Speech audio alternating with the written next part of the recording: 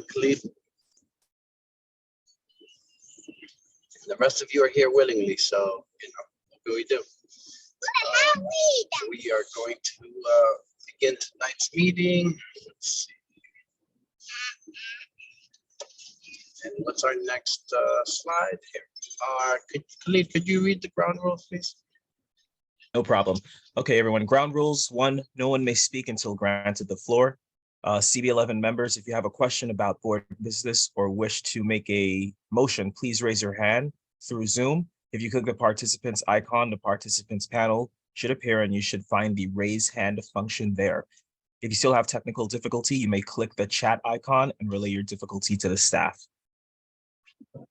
The chat function should not be used for CB11 business or questions about agenda topics. All such remarks should be made on the record by raising your hand through Zoom.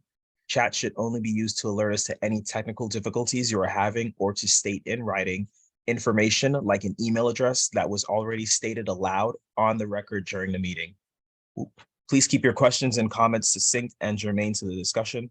Members of the public, if you have a question or comment about the subjects on the agenda, please raise your hand through Zoom and wait to be recognized. Okay, Jose. All right, so we're going to do a call to order. Just, go by. I was curious why we did call, but I think we're just let's do the roll call for our attendance. Maybe we call you at the airport. Okay, yeah, no problem. Give me 1 second. Okay, members, I said earlier that there are 11 members total on the committee and 6 are needed for quorum. Jose Altamirano. Present. Thank you. Kenneth Crouch. Present. Thank you. Carlos Diaz requested excuse for tonight. Judith Fabraro. Okay. Osendi Garcia. Present. Thank you. Wanda Hopkins. Excuse me. Wanda Hopkins. Okay. Marissa Mack. Present. Thank you. Sage Mason. Present. Thank you. Roberto Perez. Don Sanders. Present. Michelle, thank you. Michelle Wiltshire Clement. Present. Thank you. You have quorum, Chair. 7 members. Thank you so much, Khalid. So, as I said before, thank you for joining us in tonight's Public Safety and Transportation meeting. It's March 9th, 6:35. We are going to get right into it. We have a few things we want to do. First, we'd like to adopt the March agenda, which is tonight's agenda, as well as the minutes of February. So we will do a Oh, that says 2022. My bad. Abstention. That's fine. Abstention. If anyone abstains from adopting the agenda for tonight or for February? No. So hereby rectified. Let's move forward. I believe we will go into informational updates. Oh, we have announcements. Yes. Khalid, could you read that? Yeah, so the Open Street application with the New York City Department of Transportation, they will be accepting applications for anyone aiming to launch an event after July 1st. So you have to apply by April 14th. And so you can go on www.nyc.gov/open streets. We also are sharing this information in our weekly e-blast as well. So if you get that, you can just click into it and apply or forward it to your inner circles. Thank you, Khalid. We do want to make sure that this information is spread because open streets is obviously something that's great for the neighborhood.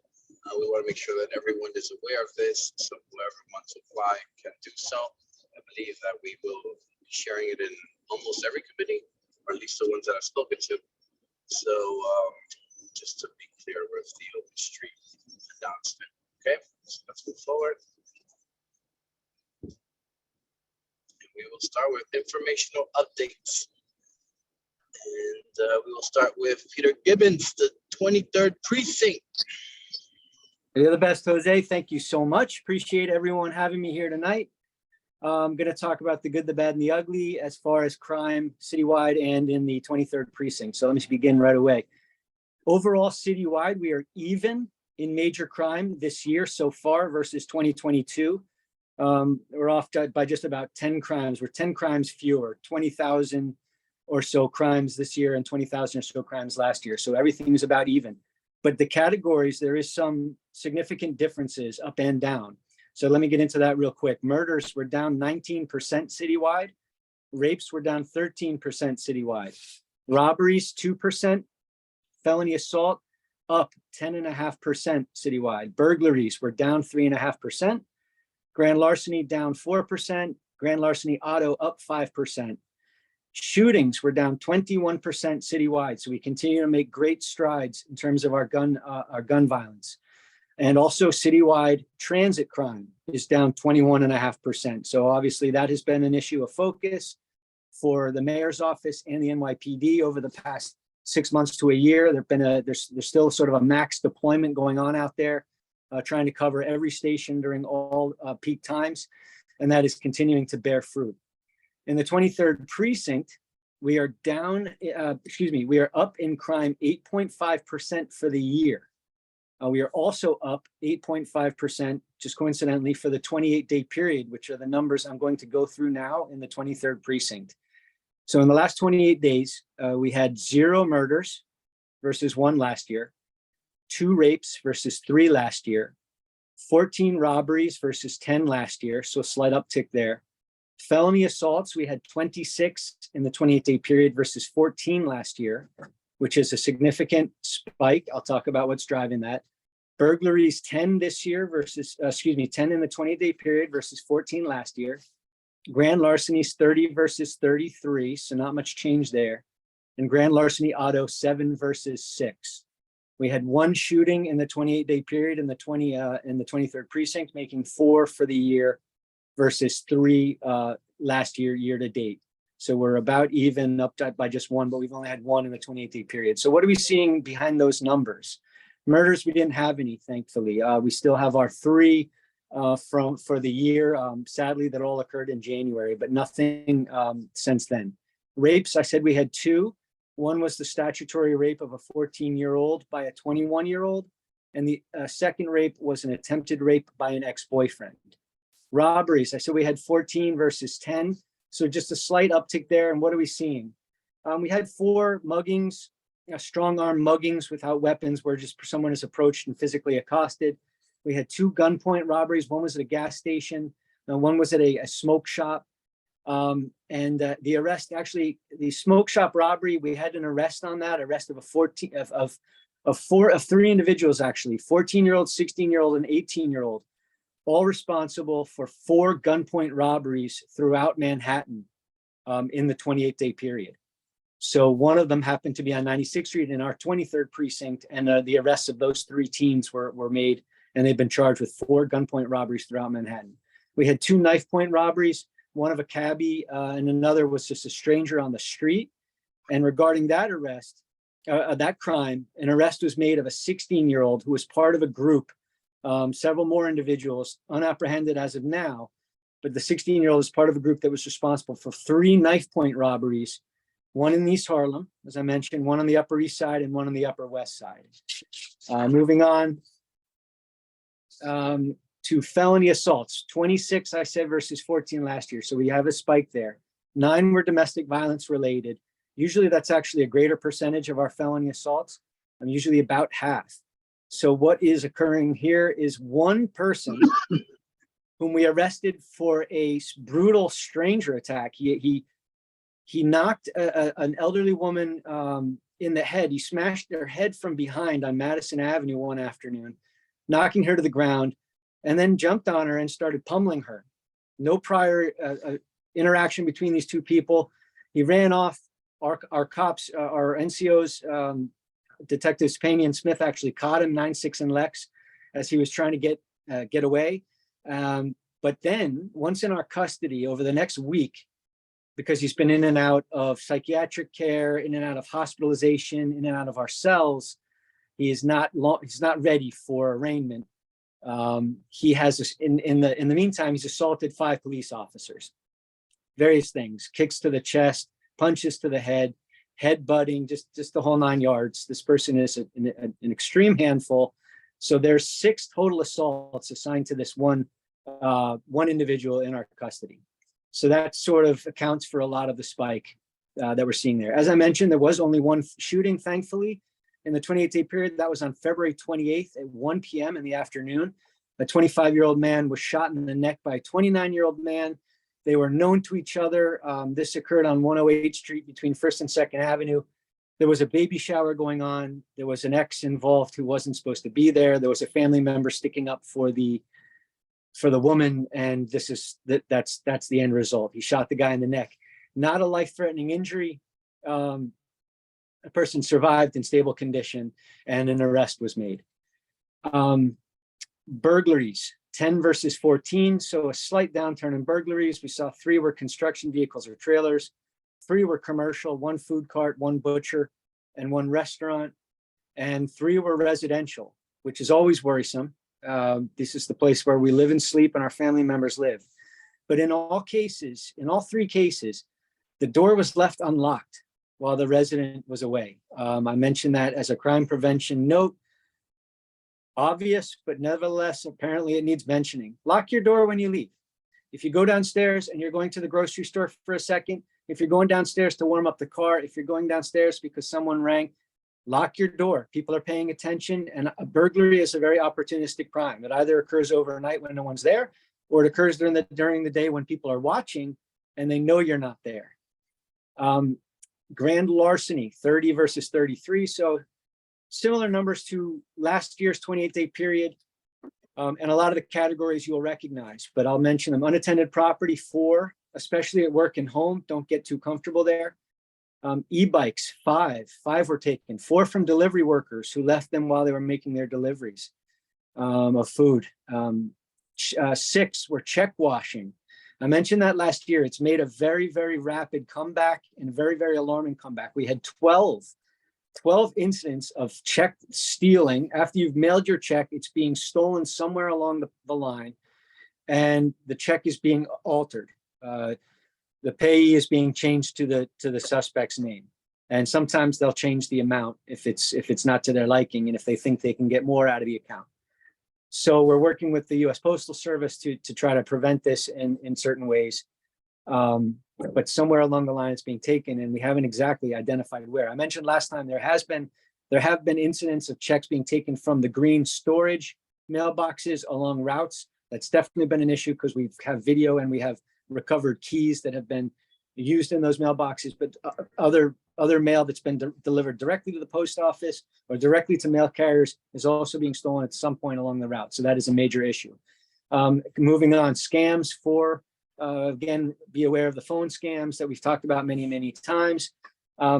Unauthorized charges on your account, monitor your accounts, and motor vehicle break-ins. Please, again, don't park on the FDR if you can avoid it at all costs.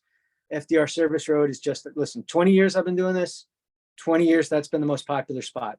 Please avoid parking over there. Last category of major crime, grand larceny auto, 7 versus 6 last year. So about even. 6 of them were cars. Nothing in particular. Most of them were taken overnight. 1 motorcycle was a Yamaha from 101st Street and 1st Avenue.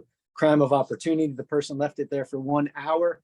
As is the case with a lot of grand larceny auto theft, they're looking for very specific things. So they probably were following this guy, waiting for him to park his motorcycle, and then they took it. Lastly, the traffic collision report. So far, we're down 11.3% in 2023. So thank you guys. Thank you for everyone involved, DOT and Department and our Transportation Bureau. They're doing an excellent job. That continues to be, because we were down last year, we're down again this year so far. We're down 24.6% in collisions for the 28-day period. That's 46 collisions versus 61 last year. Injuries are down just slightly though, 22 versus 23, so nothing statistically significant there. And pedestrian injuries down 1 versus 3. So that's my report for the 28-day period. Thank you for your time, and I'll be here for questions, obviously, following the 25th precinct. Thank you, Pete. Appreciate you always. And tonight we have Officer Cosme from the 25th precinct. Looks like Officer Powers got a night off. We're happy to have you with us. And we will No do questions. problem. We'll do questions for both precincts at the end of her report. Go ahead. Thank you. Okay, just really quickly, I'm gonna speak on the statistics for the 2-5 precinct. So I will speak on the 28-day period. So far we have 0 murders, 0 rapes. We have 17 robberies as opposed to 16 from last year. This time last year, we're down in felony assaults, 29 versus 38.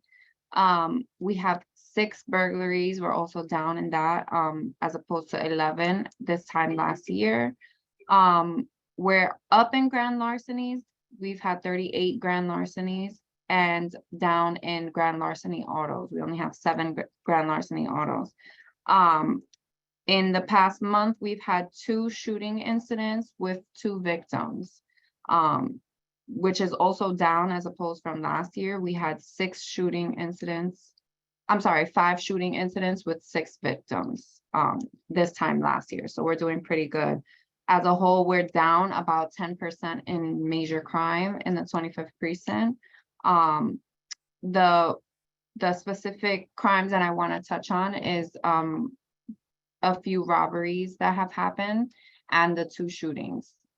So the first robbery was a delivery person who was delivering food. The 16-year-old met him in the lobby and he was arrested for that by patrol. There was no weapons involved, but this is just a tip that I always give, that when you're delivering to our delivery people, when they're delivering food, always lock up your bike, make sure that it's, you know, that the people come and meet you downstairs. The only thing that was stolen in this situation was the food, but it's still considered a robbery. The second one I want to touch on is an armed robbery with a firearm involved. A 52-year-old victim who was not hurt, but they demanded money and then fled the scene. The perpetrator was arrested in this case also. So just want to highlight that they're, you know, these individuals are being arrested, and the gun was confiscated in that case. And then lastly, I want to speak on the most recent shots fired that we had. Last night we had a shooting at 107 East 126th Street. It was domestic related. The victim is not is currently recovering. They're in stable condition. It's a known perpetrator and she's currently wanted. The investigation is ongoing, so I can't speak too much on it, but I just want to let you know that it's domestic related. It's not gang related or anything like that. Nothing having to do with any of the other issues happening in the area. Yeah, that's pretty much it. That's the most important thing that I wanted to get out there. Thank you for your report, Officer Cosme. We have some hands raised. Khalid, could you let me know whose hands is raised? I can't really see it on my phone. We have 3 hands raised. 4. Jose, you have Sage Mason, Michelle, and Marissa Mack. Their hands are raised. Can I speak? This is Sage. Did Jose just drop off? Seemed like he did. If Jose, Jose might He's drop still off. down there. Sage, you have the floor. Yes. Ask your question. Okay. I had a question for Officer Gibbons. The man who assaulted the elderly woman, and has been in your custody, is he currently in your custody, or why hasn't he been arraigned yet? Because he's actually in the psych ward at Metropolitan Hospital.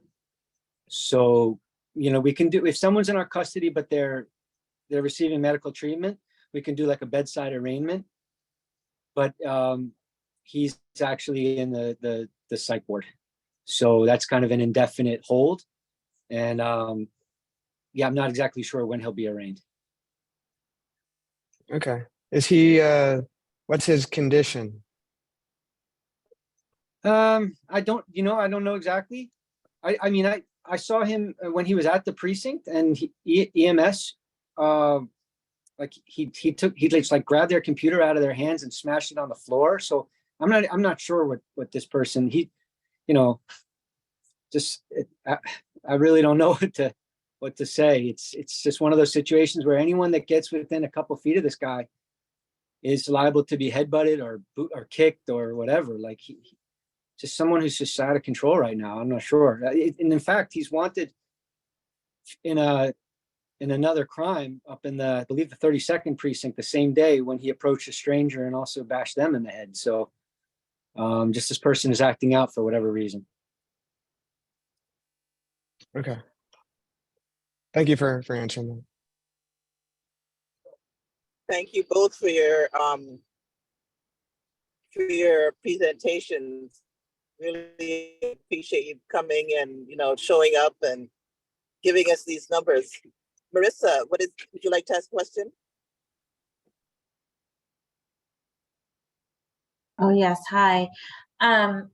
Thank you, Michelle, for recognizing me. I had a quick question about the, and this is for both precincts, in regards to the initiative that Mayor Adams proposed. And I'm not sure if this directly related to, I guess, the precincts or social services, but in regards to the initiative where he's looking to tap people who have some sort of mental illness or need some additional attention. And if anyone knows any further information about the development of that initiative and how it's going and how it would possibly work with NYPD, if you're familiar with what I'm discussing. Yeah, I've been reading and hearing what you have through the media and stuff. Actually, nothing has come down officially yet, nothing in the 23rd precinct at least. So any program or initiative that's coming from the mayor's office, I guess, is still in the works. We haven't been briefed on anything yet. I'm sorry. Okay. I know it's controversial, and there are both sides to it, but just didn't know if there was any update in regards to that, because I feel that very much impacts our community more so than others, just because of the nature of the social services that we have here, the treatment facilities, Wards Island, what have you. So I think, as we learn more, just like as a committee, even as individuals, it would be good to hear a little bit more about the status and the initiative as it moves forward. But thank you, Officer Gibbons, for your response. Yes. Are there any more questions? I cannot see everybody's hands on my. Marissa, did you have a follow-up? Oh, you put your hand down? Okay. I have a quick question that involves more so, I've seen a lot of officers present around smoke shops, and I was curious to find out, are these smoke shops being closed down, or have they been selling cannabis that they haven't been, or some of them are actually just selling them really out in the open, saying, yes, we're selling this. Have you been on a regular basis closing or issuing summons, or what's been happening on that front? Excellent question. So in the 23rd precinct, we haven't closed down any smoke shops, and we haven't, launched a full-scale assault on our smoke shops either. We're waiting for direction from above. Whether that will happen or not, we don't know. In the meantime, if we receive, like, let's face it, we've got like 50, I don't know, let's say 25 smoke shops in our little precinct. They're popping up on every block every weekend, and they're all selling illegal marijuana, because no one is licensed here. I think there have been 3 licenses issued citywide, and none of them are in our neighborhood. So they're all selling illegally. It's such a massive citywide issue that if we were to address it, we'd have to do it as a city, and the city would have to decide, listen, we're gonna crack down. And I assume because these these permits are very expensive, that eventually the powers that be will decide that this can't happen. Otherwise, who's going to pay for a permit? So they want to make their money. New York needs to make its money, and they're going to have us crack down on these people. So the only thing we're doing right now in the 23rd precinct on a grassroots level is if we get specific complaints about a smoke shop selling marijuana to minors, and that is a problem. And I know in the 2.5 also they have an issue. So we've had kids showing up at school high, 12-year-olds, 13-year-olds, 14-year-olds. There is a specific smoke shop in the 23rd precinct that sells to minors. I don't want to blow it up yet. We have already been present there, and we've been enforcing there. They've gotten numerous summonses, heavy fines, but it involves undercover operations to actually have a minor to make a criminal case against the owner and lock them up. So that may be happening. So I don't want to name the spot, but there is one in the 23rd precinct, which is making a lot of money off of our kids and making us extremely angry. And we have stuff in the works there, and they've already received many fines. I just want to piggyback off Officer Gibbons real quick. Yeah, we do have those same issues, right? And you are going to see a lot of police presence in these smoke shops, because our reason for doing this is because we want them to know that we're paying attention to them, right? That we're aware of what's going on, and we're not gonna take a back seat on it. We want to get in there, show our faces. Our crime prevention officer visits the smoke shops regularly just to make sure that things are running how they should be. But then when it comes to the enforcement, that enforcement is being made. And the issue with the minors is prevalent also here in the 2.5 precinct. So there are investigations being made in multiple smoke shops. So I think it's also important to mention when it comes to like the youth and informing them, right? I'm not sure if Gibbons touched on it, but we have grown our youth coordination officer team. So instead of having just 3 youth officers, now we have 6. So they're able to be out there a little bit more. They're there at different times during the day, during dismissal, during arrival. So that also helps, because we're also able to educate them on, you know, the dangers of being high and going to school like that. Like, that's just not acceptable. So just wanted to add that on. I know that in last month's meeting, the DA, Mark Press Jr. mentioned that I believe the DA was trying to look at fining these shops, or the Department of Finance is also going to take kind of economic approach to these shops. Maybe we can ask him when he does his report, but I do remember him touching that last month. But do we have any other questions for Officer Gibbons or Officer Cosme? Marissa, is your hand, old hand? Yeah, hand? I don't have a question. I just have a comment in regards to that, in regards to making it a little bit easier to shut down some of the shops, especially now as cannabis is legal.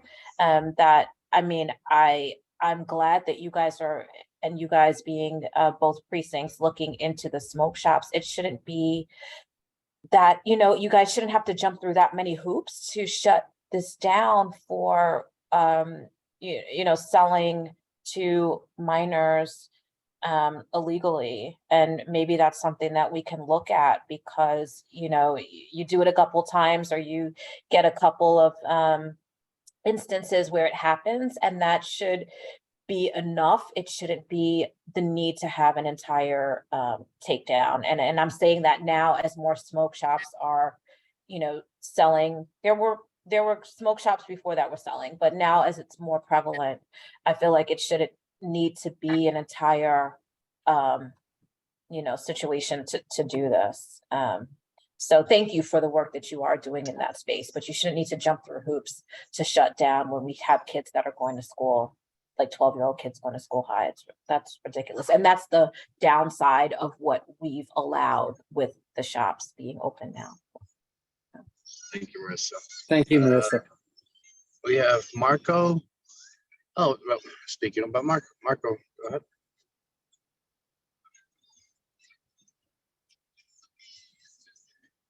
Khalid, you may have to unmute him.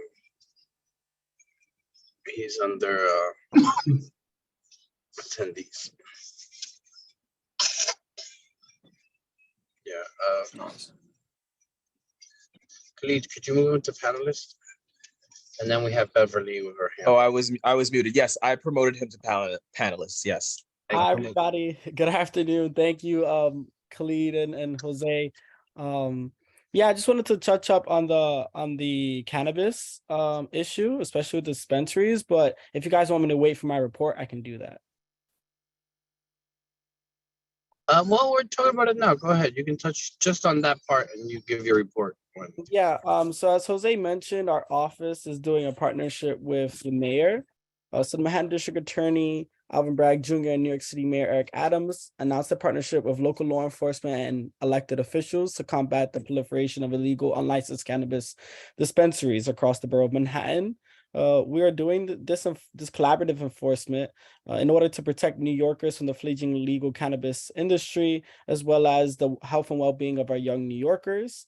What we're doing here at the DA's office is we mailed over 400 letters to smoke shops in Manhattan, warning them of potential for eviction proceedings for unlawful cannabis sales. Specifically, the letter informs commercial entities as well as the landlords and the owners of these commercial entities that we're more capable and are ready to do eviction proceedings if any of their tenants is performing illegal sales of cannabis. And we're doing this through our real property actions civil proceedings law. We have a civil litigation unit that's looking into this. So we are here and present. We understand the situation and we're doing everything within the parameters of the law to make sure that these cannabis shops, we know that they're legal now, but we want to make sure that the ones that are, following the laws, are being pushed in that direction to keep doing so, and the ones that aren't following the laws and are breaking regulations are held accountable for their actions, specifically when it comes to minors and school attendance, as well as just young New Yorkers in Manhattan.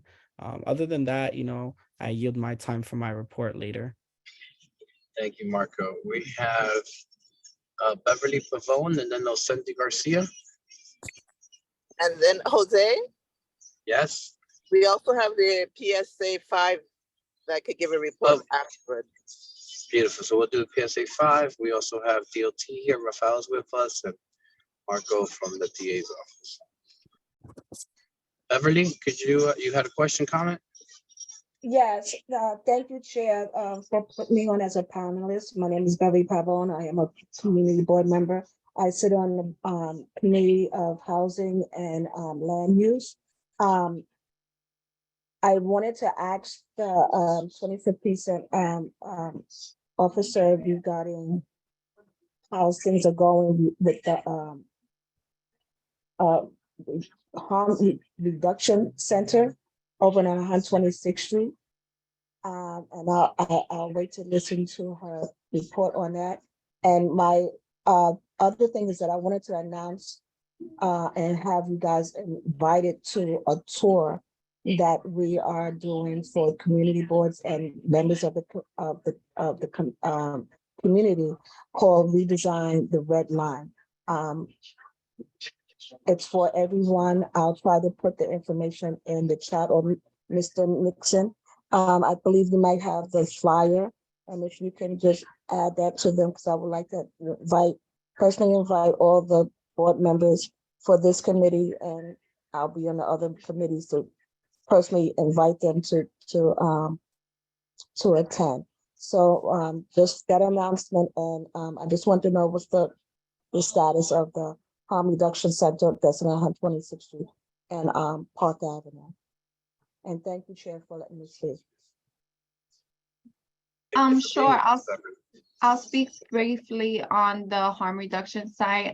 We have received no real updates on if it's going to continue. I know that they were having some funding issues, but I'm not sure exactly where that takes them. But we honestly have a relationship with them. They are very active in the community, going out to pick up syringe litter, and they're always available when we ask them to come speak on certain topics. They've trained our officers in the services that they provide, which is helpful for us when we're trying to deter people from using openly in public. So that's a resource for us to send them to that site.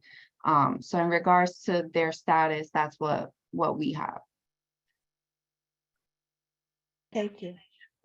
And you also invited to the redesign the red line.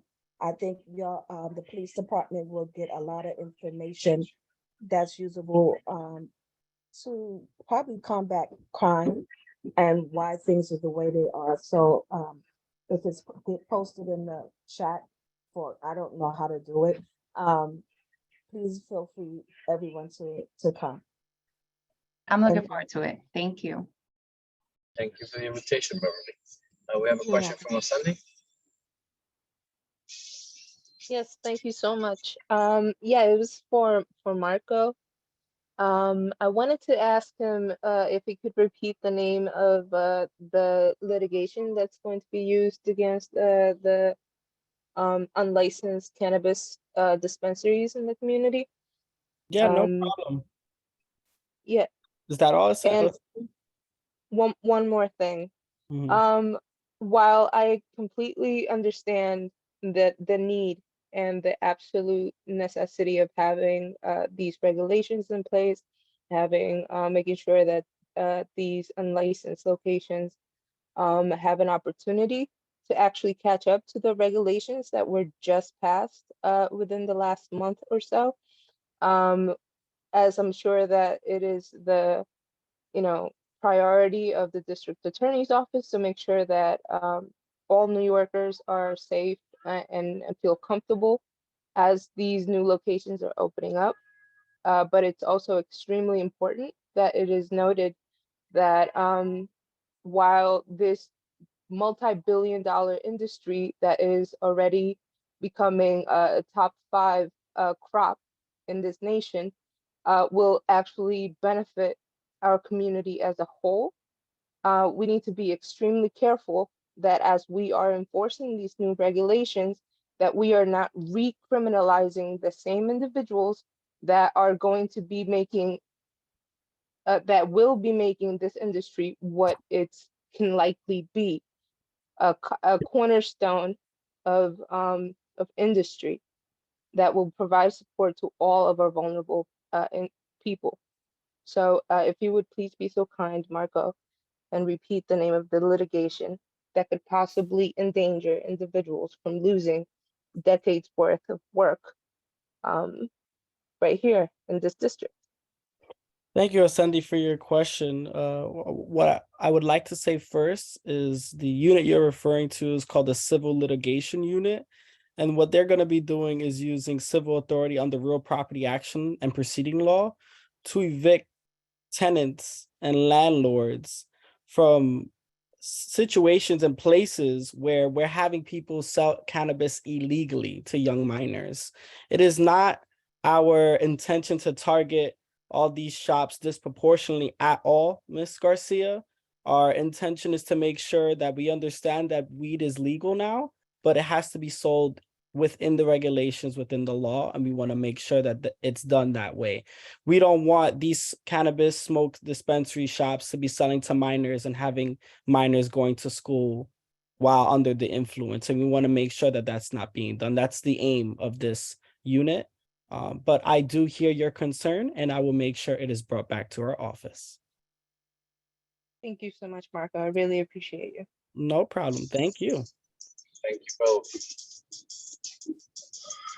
Okay, so with this, we will conclude the information reports for the 2.5 and the 2.3. Thank you both, as always, Officer Cosme, Officer Gibbons. Appreciate you both very much.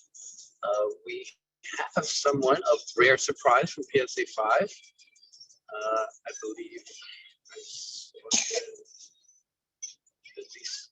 Are they still here? Hey, Jose, this is Xavier. I just got a text from Detective Lujan. There was an event happening at Wagner and he had to log off. He's going to keep posting, see if he can log back in before the end of the meeting. So yes, he did show up we had a conversation earlier in the week, and they've been trying to coordinate as they're going through some transition there at the PSA 5. So he'll hopefully be able to log back on. So it's good to get an informational update from our chair of the community board. Thanks, Xavier. So no problem. Carry on. So we wait for the detective to come back. Marco, go ahead to continue with your presentation, then we will go to Rafael with DOT. Thank you. I appreciate it. Thank you again, everybody. My name is Marco Perez Jr. I'm the East Harlem Community Engagement Coordinator on behalf of Manhattan District Attorney Alvin Bragg Jr. I mentioned earlier about our partnership with the mayor's office to make sure and target those illegal cannabis dispensaries that are selling cannabis illegally to young New Yorkers already. What we're doing collectively, as I mentioned before, is mailing out 400 eviction notices to landlords to make sure that their tenants are abiding by the law. And if they are selling cannabis again illegally, we will evict them using our civil litigation unit. Want to make sure, and re-implement and re-emphasize that this is a regulation that we're making sure that these dispensaries, we understand that they're new, we understand that weed is legal, but again, we are making sure that it's done in the legal fashion. If there are any smoke shops people feel the need, that might be locations that they feel cannabis is being sold illegally, please do feel free to send it my way. I will put my contact information in the chat. Other than that report, the Manhattan District Attorney's Office, I've mentioned this before in terms of mental health and substance abuse. We released a $9 million RFP to bring back the neighborhood navigators. Essentially what we did is we partnered up with the CUNY Institute for State and Local Governance to launch this $9 million mental health and substance abuse initiative. Essentially, this initiative aims to meet people where they are with deeply entrenched needs by providing wraparound community support services such as housing, mental health clinics, substance abuse services, and so much more. We're dividing up the $9 million into two different sections. $6 million is going to be allocated towards our neighborhood navigators. These are highly individualized trained people that will be engaging people under distress, whether it's substance abuse or mental health illness out there in your communities in East Harlem. They're going to be engaging these people firsthand to try to connect them to services. And then we're going to have court-based navigators that are going to be allocated $3 million. And these are the same, not the same exact people, but also similarly trained to the neighborhood navigators, but instead of being out there in the neighborhood, they're going to be directly in the courtroom targeting people who are constant recidivists and come in constant contact with the criminal justice system. We really launched this initiative to make sure that when people are coming into our criminal justice system, we are addressing the underlying conditions that are causing them to commit crime. Some people commit crime because they have a mental illness. Some people commit crime because they have a substance abuse disorder and they need to feed their habit. We want to make sure that we're offering the services that they need and to make sure that we're addressing those underlying conditions. Last thing, and certainly not least, the Manhattan District Attorney's Office is having the high school summer internship program. We've extended our deadline to March 22nd, 2023 at 5 p.m. Essentially, the high school summer internship program is an opportunity for high schoolers to engage in civic engagement, leadership skills, workshops, and mentorships, learn more about the Manhattan District Attorney's Office, about our units and divisions, really just come up with proposals and policies and potentially pitch those policies and proposals to the DA himself. I'm not sure if I mentioned this last month, but I want to give a brief example. We had a high school summer internship last summer. We had an intern that wanted to really focus on domestic violence. So her proposal to the DA was having an escape button on our website. And the reason why she proposed an escape button on our website was the idea that if somebody's suffering a domestic violence, usually they're suffering in silence. And when they're trying to seek help, one of the things that they're most worried about is that their partner or whoever's committing the domestic violence is constantly watching them. So prior to her proposal, the Manhattan District Attorney's Office did not have an escape button, meaning if you click the escape button, our page would disappear and minimize.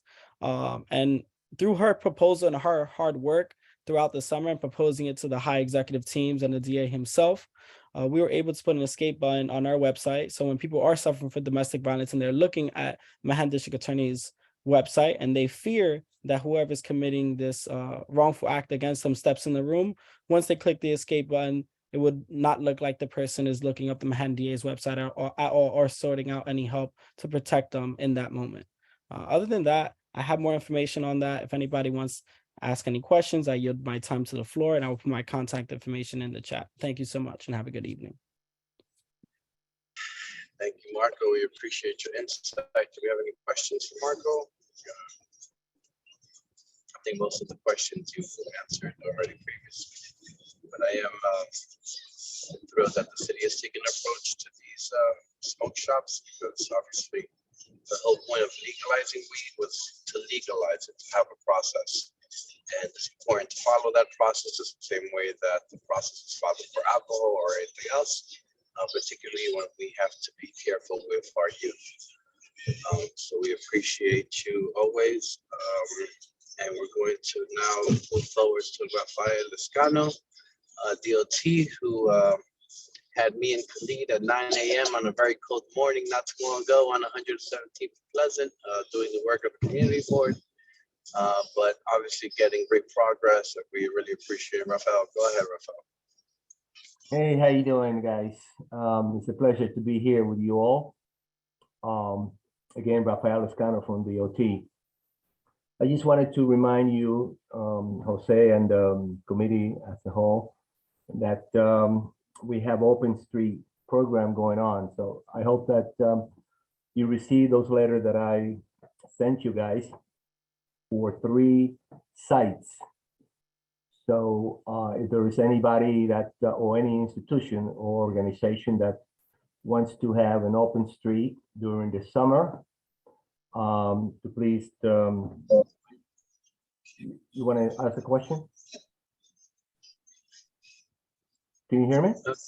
Yeah, we hear you, Rafael. Keep going. Okay. We actually, we did speak about open streets in the announcement area, so we did mention it. Oh, okay. But you can Excellent. go ahead and repeat it because it is important. We want everyone to know. Excellent, excellent. I just had difficulties logging in. So, but yes, let's talk about our visit to 170th Street and Pleasant, right by the East Side River Wall. I just wanted to thank you for being there at 9 o'clock. And I know it's a little difficult, but I just wanted to show you that indeed we are interested in solving that issue and alleviating your concerns. And I, like Carissa, one of my colleagues, and Dan Warner, who were there, wanted to let you know that we're working on getting that area safe as you have recommended.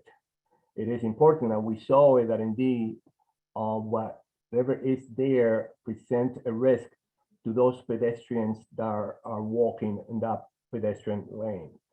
The project has been really almost done, but we need, like you just suggested, some safety measure that will prevent any vehicle from veering into that pedestrian lane. So the unit, the pedestrian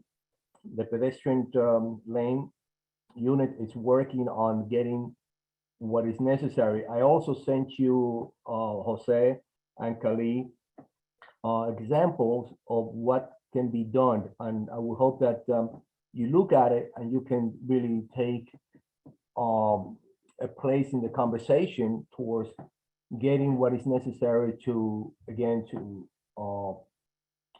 alleviate your concerns. So I don't know if you looked at it, but please look at it so we can go over it. There's a few elements there that can be used in order to make that area safe for pedestrians to walk in. Also, that those elements will prevent vehicles from parking in that area, not allowing pedestrians to walk as they should. I appreciate you sending me those pictures, which I share with the unit, and they recognize that indeed what you're saying is important in order to get to what the pedestrian lane should be, and that is safe for pedestrians to walk anytime. If you do have any question, please feel free to do so. And if, for those of you that don't know, the walkthrough was on 117th Pleasant, where we had an extension of the pedestrian walkway due to the traffic that is caused by East River Plaza. The pedestrian extension was already in place by DOT last fall. The issue is that there are only plastic bollards there separating the vehicles from the pedestrians. And obviously, we consider that to be an issue for public safety. Thank you, Jose. I would assume that many of the participants will know, And but I the was talking about, pedestrian, but you describe it very. No, I'm, very detailed. just explaining to the Mm. committee what Oh, we okay, saw. but this is Yeah. this is good. But luckily, Rafael has been very on top of it, DOT as well. So we're looking forward to having a better solution in the very near future. Michelle, could you continue chairing for a little bit? Because I think I'm going to lose reception in a bit. Okay, I just had to hit my unmute button. Do we have any questions? Any further questions for DOT, for Raphael? Beverly, I see your hand is up. Yes, thank you, Michelle. Thank you, Raphael, for the presentation. My question is on two subjects, not that the ones that you just spoke of. In regards to I see a lot of I don't even know what they're called. In the streets, they have these little bumper areas for when people turn corners, and they're like yellow and they got little bumps on it for, I guess, to stop cars from turning so close to the corner.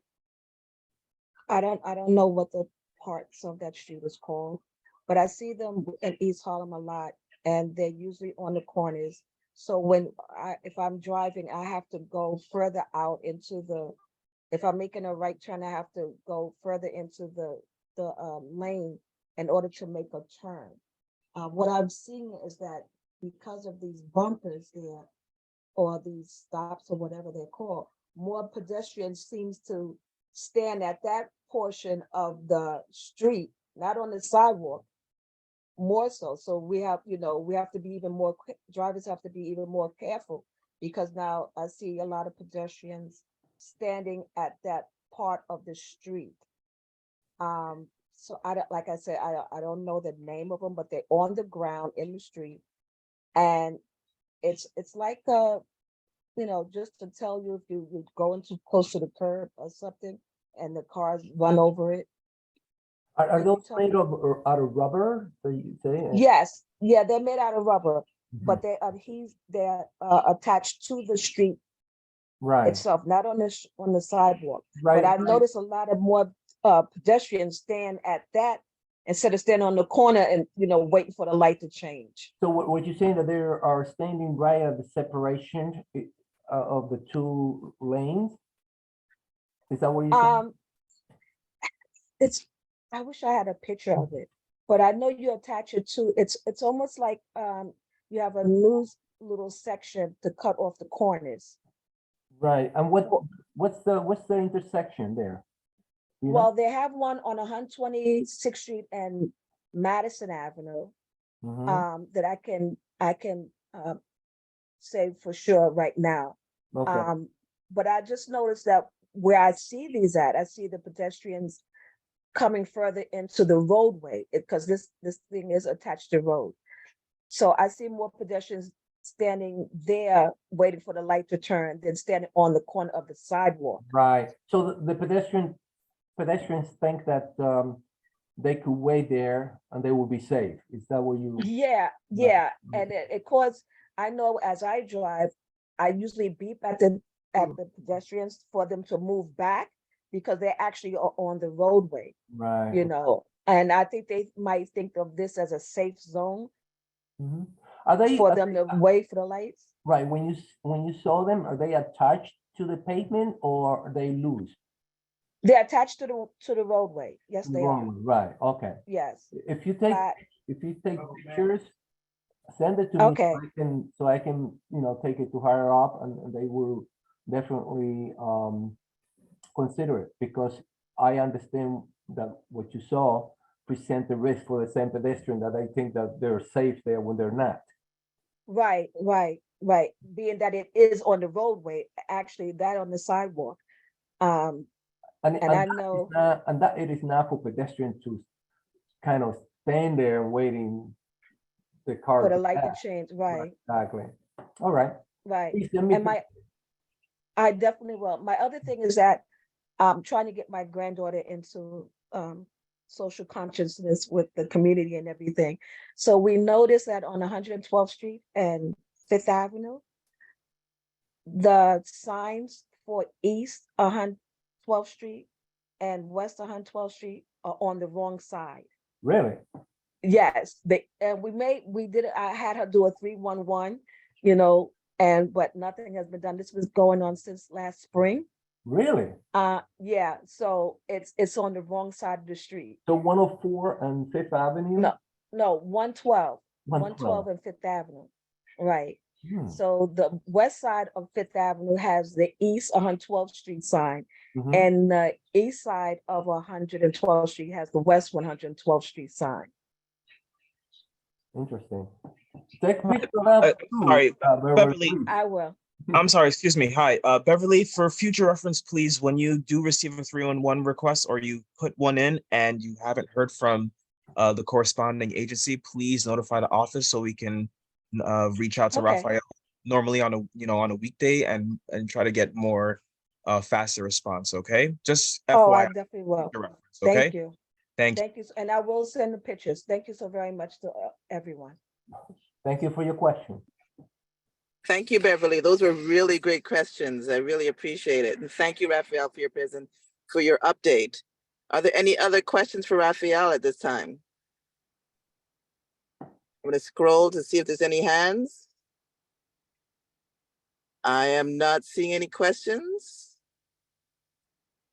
Okay, thank you, Raphael. I appreciate it. Thank you. Okay, so what do we have next on our list here? Do we have any further updates? Did the PS5 person come back? I guess he has not been able to come back yet. Okay, Khalid, what is next on our list? The New York City Link 5G kiosk cell tower installation at proposed site presentation. Are they here? Or were those all the Stacy's? Yes, that's us. Okay. Sorry about that again. Oh, hold on a moment. Judith, did you have a question for Raphael? Yes. I think what was that Osendi speaking about those kind of extensions from the sidewalk where people stand? That was Beverly. Oh, that was Beverly? Okay.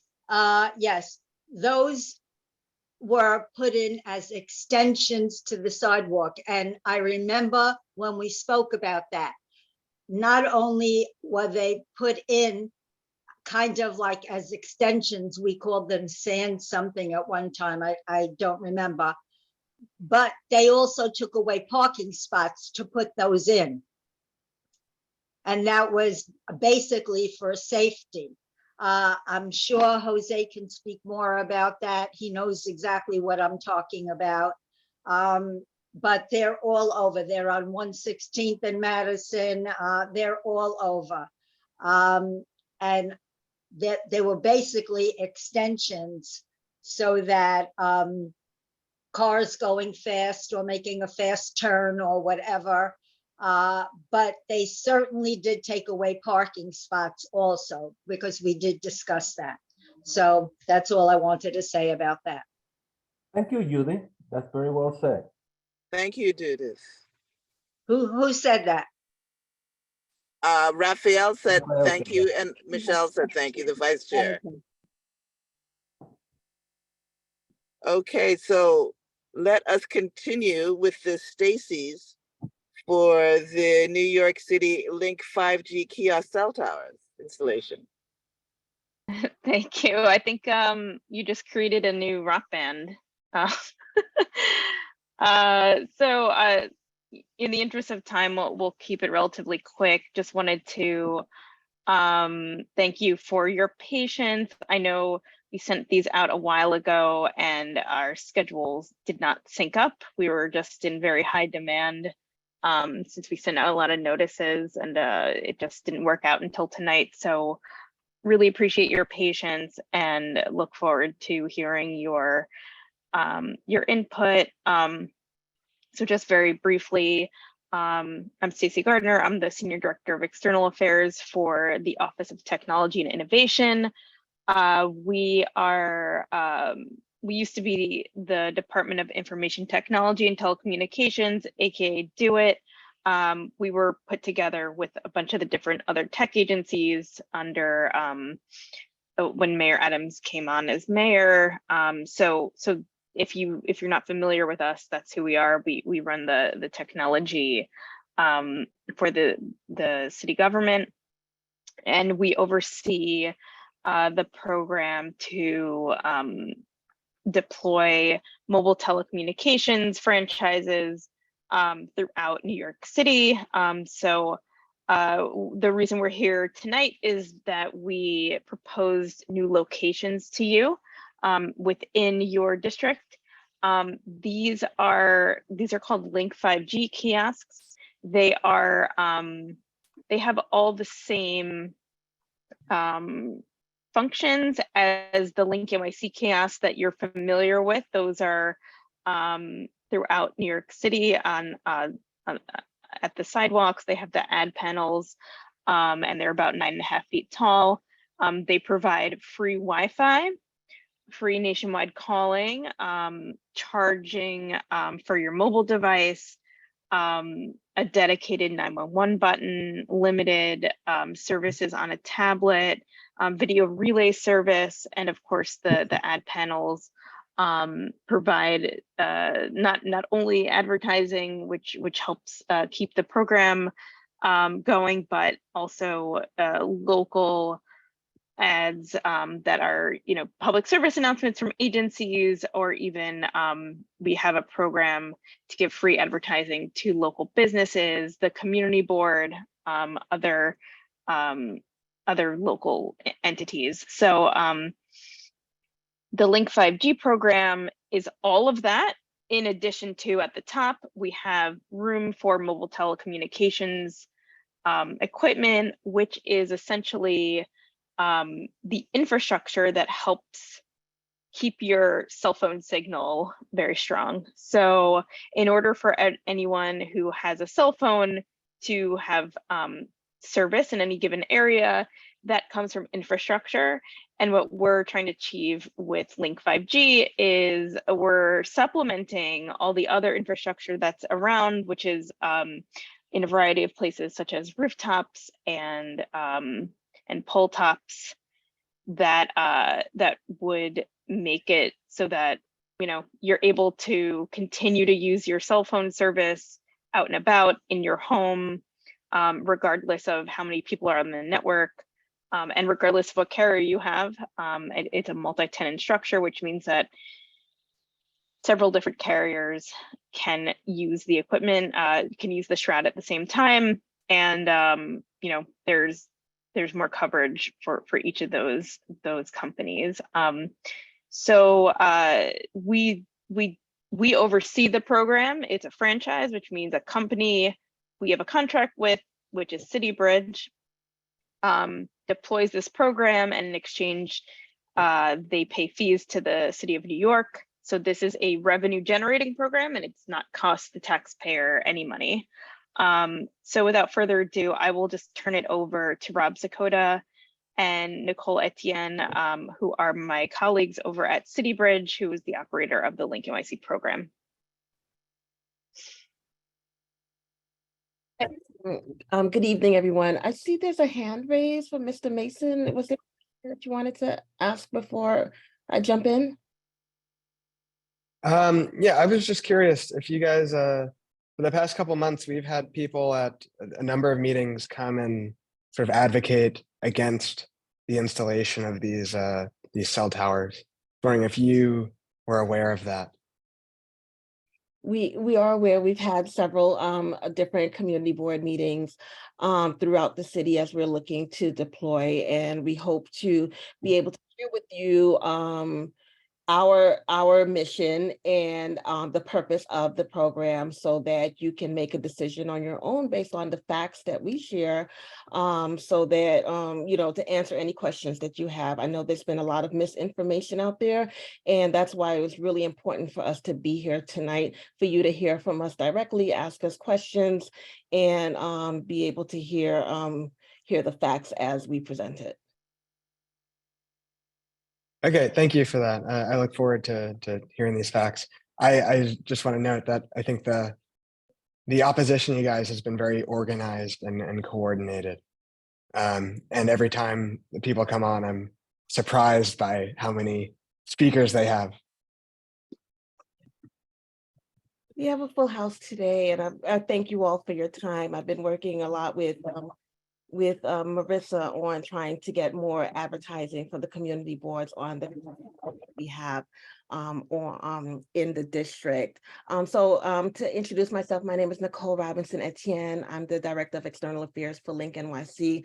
I thank you all so much for allowing us time on your agenda tonight. I appreciate being after the public safety presentation. My sister's a lieutenant in Brooklyn, and we attended the Guardians 80th anniversary event last week. So I thank all of the officers that were here earlier for their service. I know we are very limited in time. I'm going to ask Rob to begin the slide presentation. I'm going to speak really, really quickly so that Rob can go through the actual location so that you can answer questions about or ask questions about the specific sites that are up for review today. Nicole, you want to just run through the top portion of the presentation quickly, or? Yeah, I'll run through the top portions really, really quickly. You want to Okay, go ahead. Thank you. Next slide. Yeah, so basically the purpose of Link, as many of you all know, is to provide the free and equitable access to connectivity, information, and wireless services. And Stacy already went through all of the current services that we provide right now. Next slide. In 2021, we launched a new upgraded second generation version of the links that provide all of the same services as she mentioned, plus the 5G enhanced cellular coverage. The program really is to support the city to help close the digital divide, in addition to expanding the access to free high-speed internet and the fiber infrastructure that runs underneath it. We've also opened up gigabit centers in each borough, partnered with nonprofits to offer high-speed network connectivity to community centers and digital literacy training programs. In Manhattan, we are partnered with Silicon Harlem, who will be launching some workforce development programs at their site in April. And the center is powered by Link NYC. Next slide. So I don't have to tell this audience that so many aspects of our life, schooling, business, telemedicine, continue to shift online and require digital connection. The public need for 5G cellular and internet connectivity increases every day. Today, people rely on either in-home broadband internet access where it's unavailable or unaffordable, or the use of a cell phone data plan to hotspot in their home. Today, there are 3.4 million New Yorkers who don't have home or broadband services. Next slide. So, and basically the critical way to address the gap is by advancing digital inclusion, which is what we're trying to do through the Link 5G. So the new links are designed to be consistent with the look and feel of the original Link kiosk. The only difference is that the Link 5G is taller so that it'll be 5G enabled. Next slide. And that's pretty much what the new links look like. Next slide. And again, it's sort of, you can see that there's evolution of the cellular infrastructure. The one on the left are the pole tops that are similar to that exist on the top of existing street furniture, like light poles. They're very similar to what you see on the Link 5G, but the pole tops only can support 1 or 2 radios or cellular carriers, and Link 5G can hold up to 5 carriers. Next slide. And what you see here is that, again, another the iteration of the original cellular infrastructure. The one on the left are the ones that you would see normally on the along the highways, and the one on the right is what you can see on roofs. Next slide. So Link 5G is different from the prior iterations of telecommunications equipment that we saw previously because it, as Stacy mentioned, is designed to be multi-tenant and multi-technology structure that can seamlessly integrate into the streetscapes of New York without sacrificing technology. So it enables the ultra-fast wireless services from multiple telecom providers. And I mentioned before that they have 5 independent RF optimized bays at the top to house antennas and integrated radios from companies such as T-Mobile, Verizon, and AT&T. The next slide. And, you know, as we're looking to deploy the links across the city, there are a number of rules and regulations that we have to comply with. For example, the ones that you see now currently have screens, and as we look to put the links in residential areas, no advertising screens are allowed in residential zones. Also, only not more than 1 link can be installed on each block and only on one side of the street per block. And each link must be installed at least 200 feet from another link. And there are other number of other approvals and requirements, such as if it's near a park, it has to be approved from the Parks Department. And if it's in a landmark or historic district, it has to be approved by the Landmarks Preservation Committee. The next slide. And then last, what's also really important is the fiber infrastructure. Sometimes as you mentioned, the criticisms or the attacks on the program sort of focuses on the really tall, the 32-foot tower that you see above ground. But what's also as equally important is the infrastructure that's coming along with it underground. And that provides the platform for additional alternative service providers, wired and wireless, to deliver competitive internet offerings and to expand the free Wi-Fi network and upgrade current digital infrastructure across the city. So I know you all have a lot of questions, but we're here today really about these that we found in your community district, and Rob Sakota, the president of our wireless division, can go through each particular site. Thank you, Nicole, and thank you to members of the committee to taking time out of their busy meeting to listen to us talk about the Link 5G program. We're very excited to present to you, to give you information about the program and to answer any questions that you may have. This is a map of Manhattan Community District 11 showing the existing 9.5-foot kiosks, which you're probably all familiar with, many of them located along 3rd Avenue in your community district. Those are the ones in sort of the light purple color running up and down, as I said, mostly on 3rd Avenue. And then we've shown here the 4 sites. Those are the dark blue, which I'll go into in detail, 2 over on the eastern side on 110th and 111th Street, and 2 over on the west side of the community district along Marcus Garvey Park. And we'll look at each of the 4. Here's the listing of each of them. 401 East 110th Street, 420 East 111th Street, 3 Mount Morris Park West, and 18 Mount Morris Park West. First site is 401 110th Street. This is a site very close to a new street on the corner. It's actually right in front of an elevated and on the ground parking lot. And then there is a large commercial building across the street. Second site is at 420 East 111th Street, very close to the turnoff to the FDR Drive. It is just offset a little bit from what appears to be a large condo or apartment building, and it is across the street from Thomas Jefferson Park.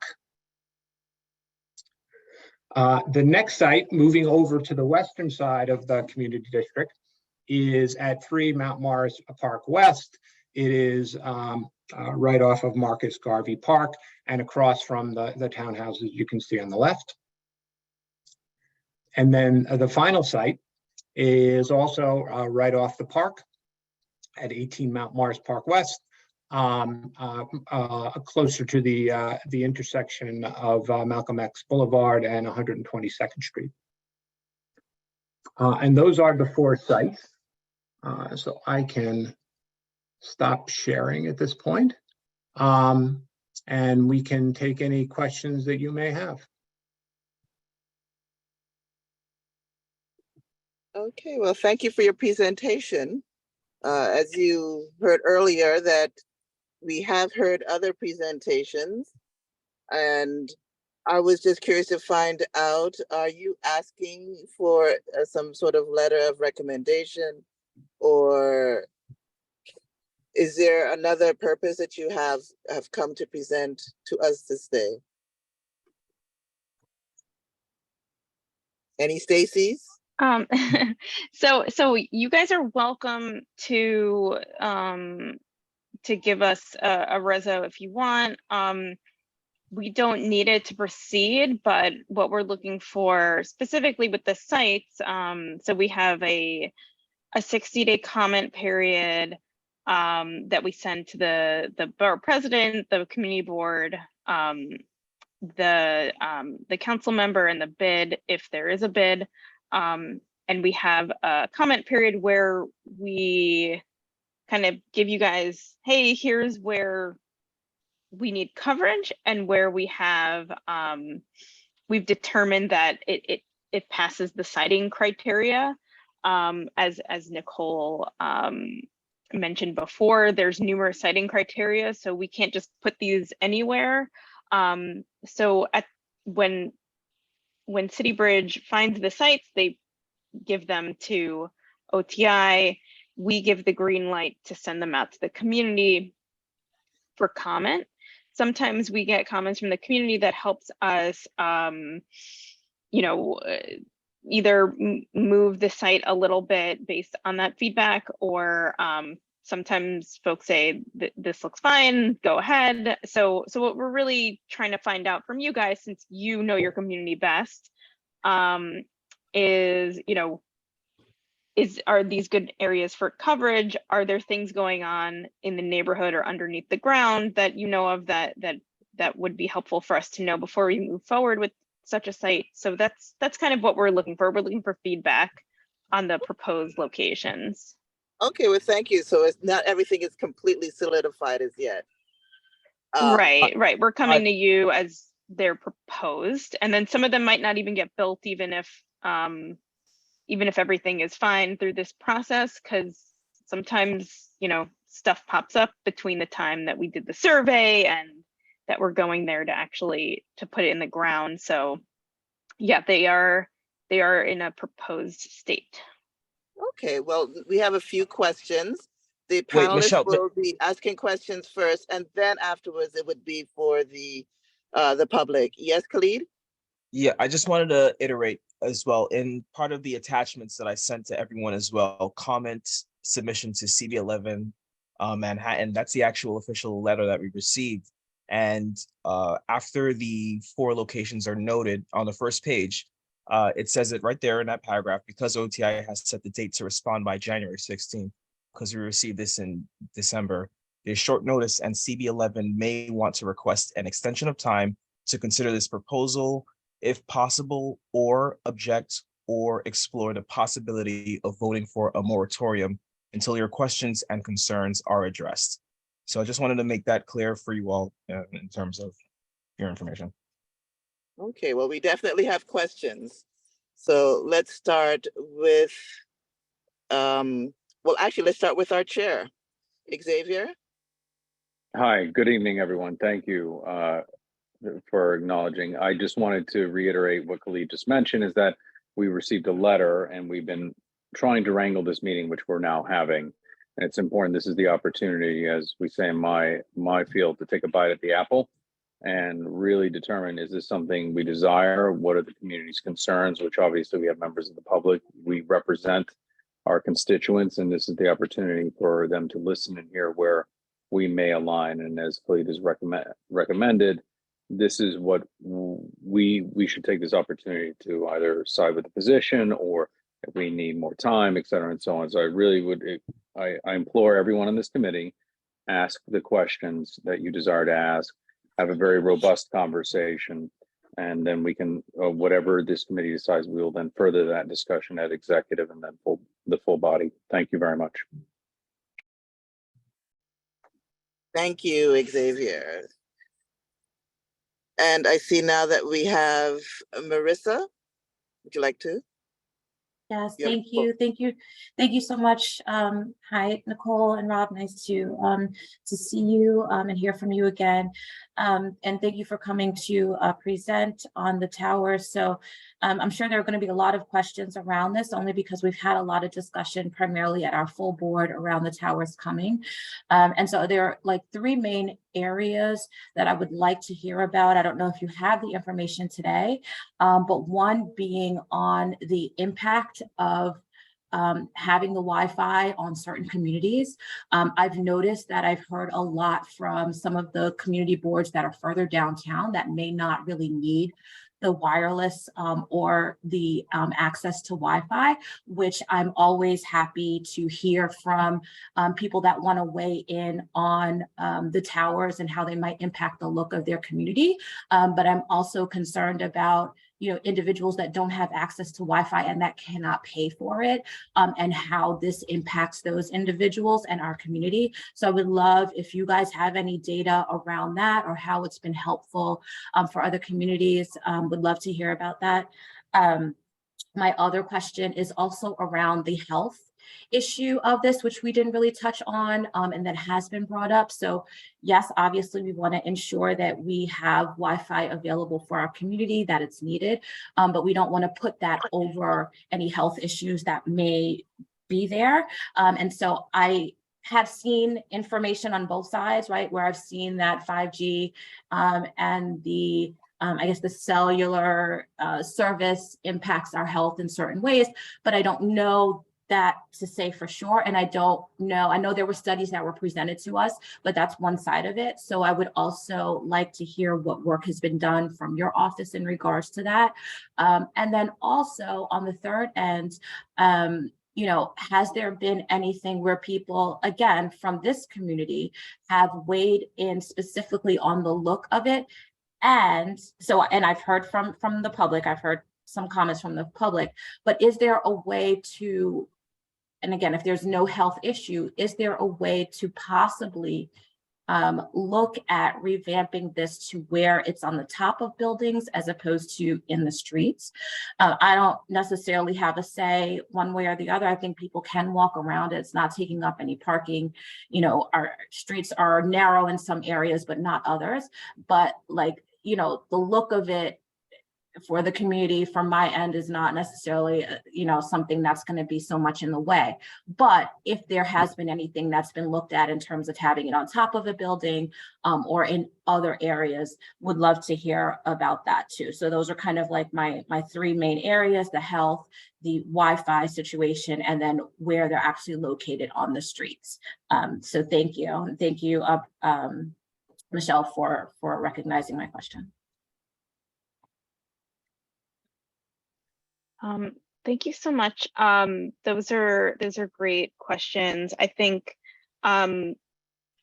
if Nicole or Rob, if you want to bring up the presentation again, I think we have the slide on access, broadband access statistics that maybe we could show now, and then if we could follow up with more specifics in this community district, we'd be happy to do that as well.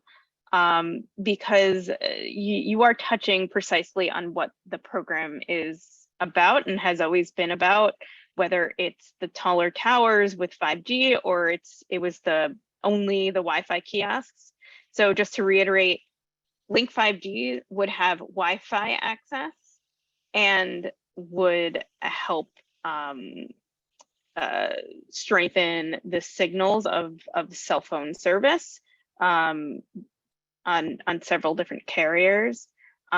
So I think, and if you want to get back to me, it's fine, because I know these are kind of like more detailed, but I think specific as it is to this community, because again, I've heard from people that don't necessarily live here and can easily dismiss how important it is to have it for certain communities. But I think knowing what the impact is for this area is helpful. And you guys, I don't expect you to have this off the top of your head, but if you're able to get back to us, that may be helpful in kind of this discussion that we're having. So.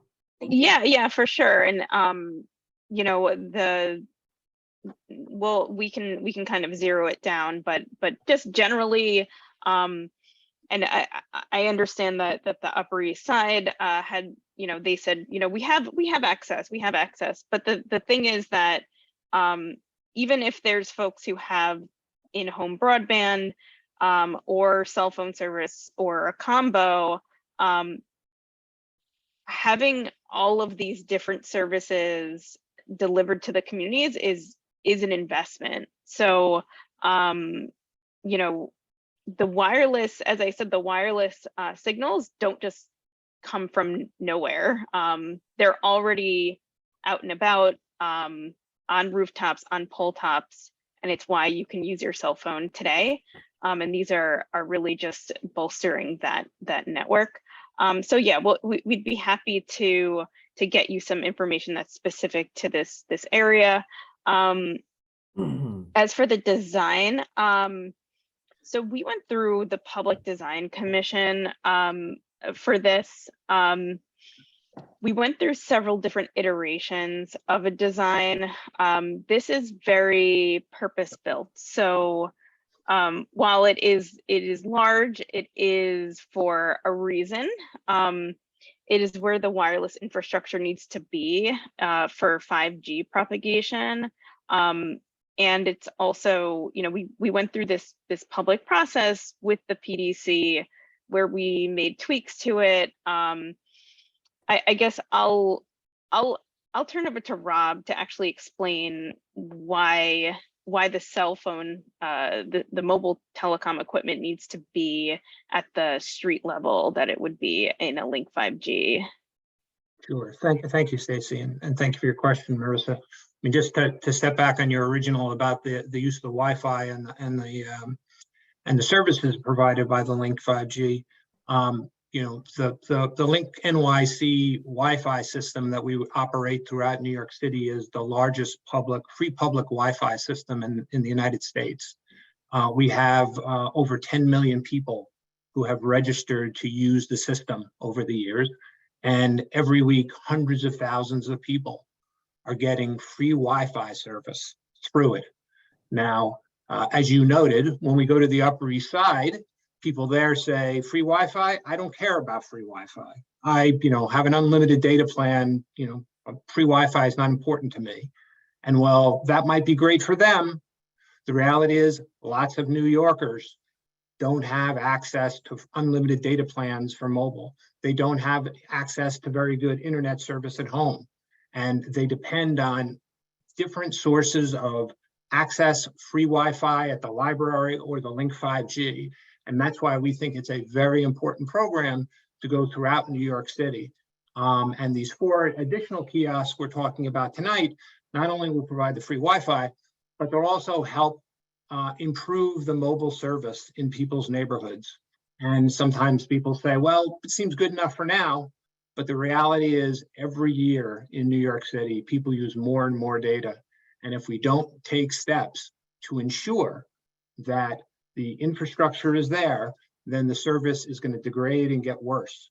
And I'll note that, you know, low-income individuals in particular rely on mobile devices to a much higher degree than other New Yorkers, and ensuring that we have infrastructure so that their phones work is very important for them to be able to access the internet either on the streets or in many cases in their homes.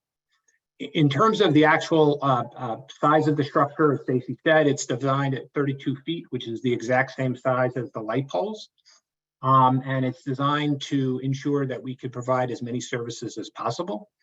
To your question about the, we have to keep the pole uniform throughout New York City. That was, we went through an extensive process with the New York City Public Design Commission. We made a number of changes to the structure based on that. But ultimately, the size of the structure is, as Stacy said, determined by the engineering needs, which are, we're trying to make sure that when we're using public space, using space on the sidewalk, we're going to provide as many services as we can, as much mobile infrastructure, free Wi-Fi, ad screens, tablet access, and the rest. And in some ways, that dictates the size of the structure. Would we put it on a roof? Well, the reality is there are mobile telecommunications radios on roofs throughout New York City. And the reality is that this is going to be street level mobile radios are going to be required to continue to keep the system running and improve services, especially those related to the newest generation of services, 5G, because the services in many instances are going to need to be closer to the user. So yes, we're going to continue to have radios on towers. We're going to continue to have radios on rooftops, similar to the ones that Nicole showed, but you're increasingly in New York City going to see more and more what are called small cells on light poles. They've been there for a few years, but they'll continue to increase. And you're also going to see them on the Link 5G moving forward.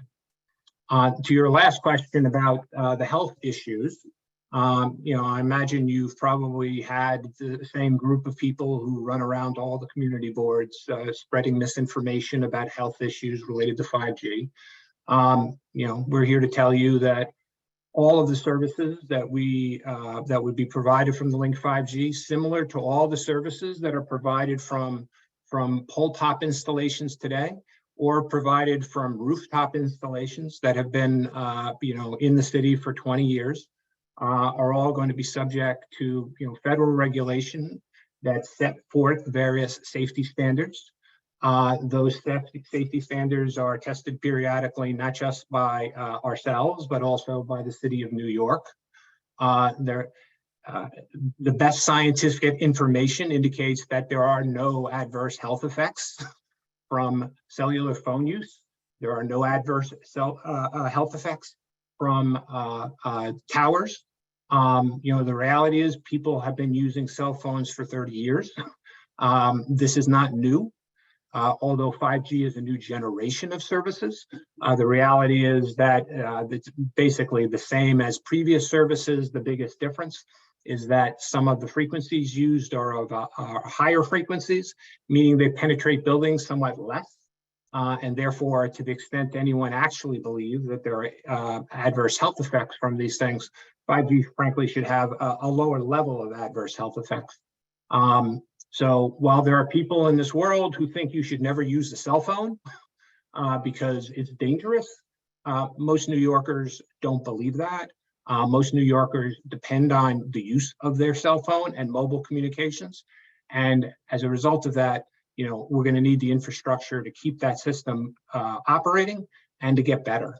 So I would caution you when you listen to some of the scare tactics that are used by some folks with respect to the Link 5G program. Okay, well, thank you, Rob. I have a few other questions here. There is Osendi, Kenneth, and then Rafael. Could you go ahead, Osendi? Thank you so much. I really appreciate it.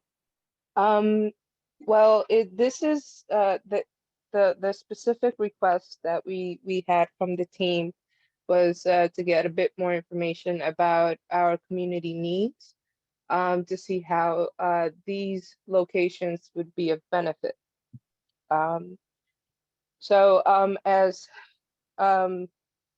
As pretty much anyone who comes to these meetings regularly we have been fierce advocates for the homeless population, and have advocated fiercely to make sure that the needs of our homeless and transient individuals are heard.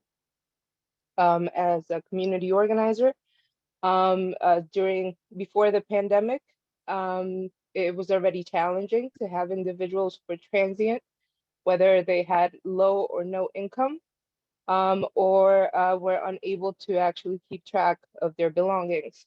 Link NYC was a very much needed resource once they first started popping up. At the height of the pandemic, it became a life source for we have almost 90,000 plus homeless and transient individuals in New York City. And thanks to these kiosks, we were able to support individuals who did not have a mobile connection or access to the internet to have access to, have an emergency contact point with a family member and or an agency or an organization that was providing services. So, I've seen firsthand how these services have a positive impact in our community with so many centers and treatment centers, and so many transient individuals crossing our streets regularly.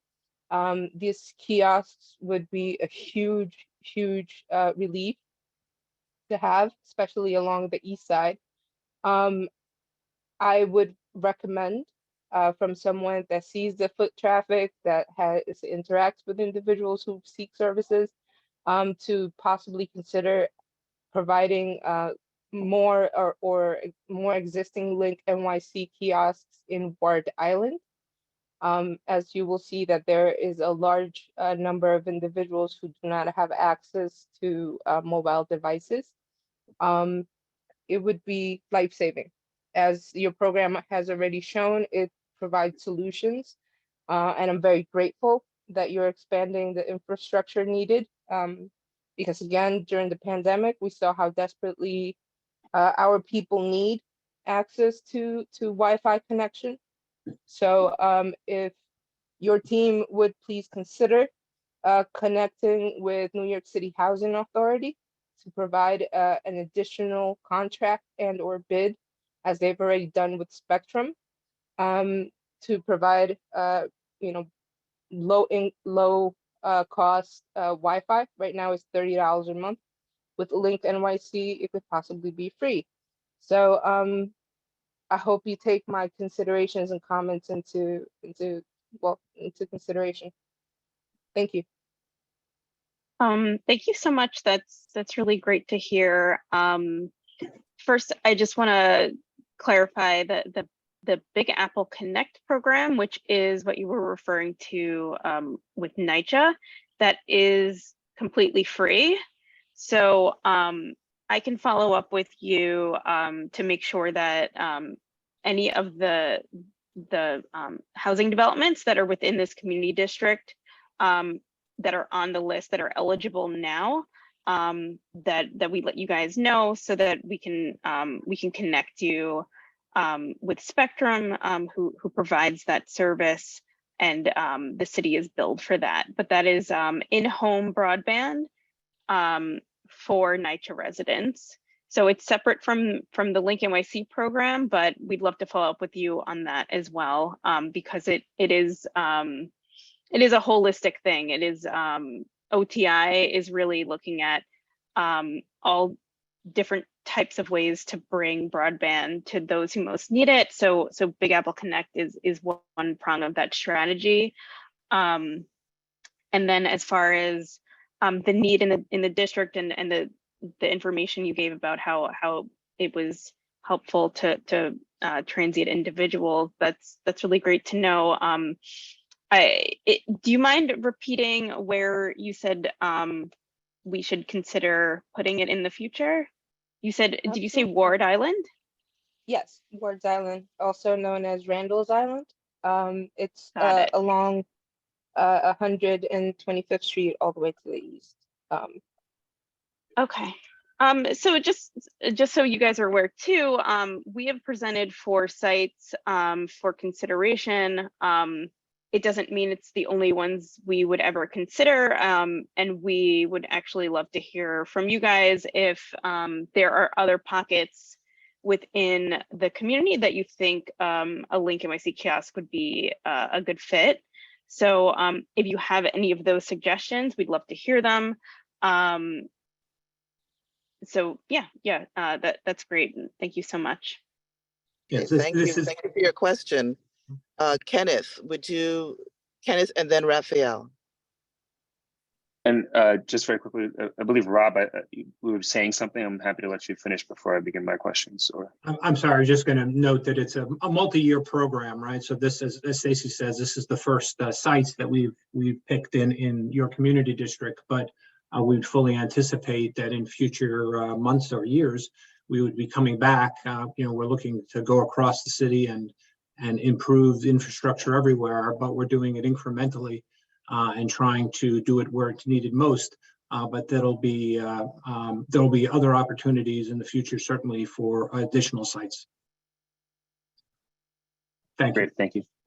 Okay, Kenneth, and hold on just a second. I have been seeing in the chat that the public really wishes to speak, and however, after the panelists have their questions, and then it's the time for the public. Thank you. Go ahead, Ken. Again, thank you, Michelle, for clarifying that.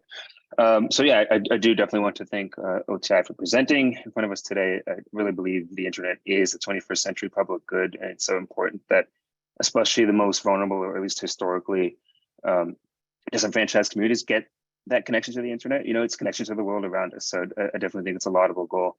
I do have a few questions about its use here in CB11. The first being, maybe I was just clicking on the wrong materials here, but I was hoping OTI could send that overlay that we saw of all the Link 5G sites, not just the 4 that are being proposed today, but all the ones across our community district, just so that we can just have a better sense of where this technology will be going and how to be invested in our community. And just because the slide I have on like pages or slides 45, 46, I just don't see it there. But again, I could be clicking on the wrong thing, or just a logistical point there. The other question I have, this is just actually in response to what presenters at previous meetings have mentioned. So one of the presenters cited a recent federal case about the FCC. I won't get into the gory details here, but one of the things they had mentioned, obviously the FCC governs the way 5G is implemented, the health and safety standards at issue here. And one point that I think was brought up in this case is that the FCC had been using standards from 1996 regarding, I think the radiation here is it's called non-ionizing radiation.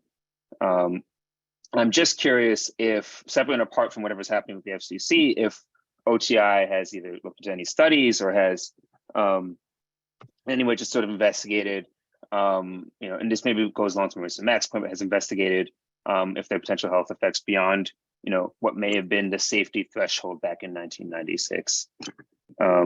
Other than that, yeah, we'd love to see that overlay and that broad map of where things will be going moving forward.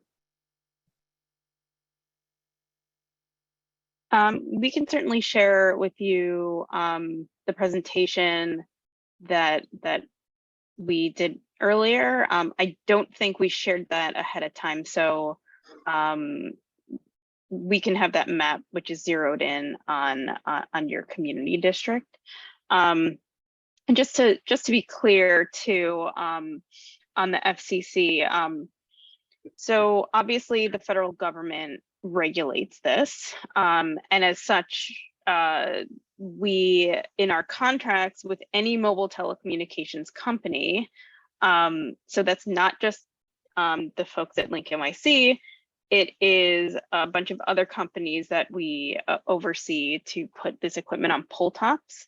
It is in the contracts for mobile telecommunications franchisees that if they are using the city's rights of way for the provision of these services, they must be in compliance with those regulations. So it isn't as if, you know, we just because we're not the regulator of this specific thing, it doesn't mean that we're not making sure that the franchisees are complying with it. And Rob, do you have any more to touch on as far as that goes? I know. Well, please, we can send the presentation over to you after we're done. There's really, I think, just 4 sites here for the Link 5Gs. I believe all of the rest of the sites that I had shown were the existing kiosks. Oh, so those pink dots were like the Link 5, like the smaller kiosks. Okay, got it. That's correct. Those are all the existing 1.0 kiosks that have been that were installed several years ago. The only Link 5Gs, I believe, are the 4 that we're talking about today. Got it. Okay, thank you both. Maybe just to follow up on the health issue. Again, there's a lot of information being spread about FCC standards and court cases and all the rest. It is true that the FCC is using standards which was developed many years ago, but the FCC has determined that those standards don't need adjusting. They are consistent with international standards.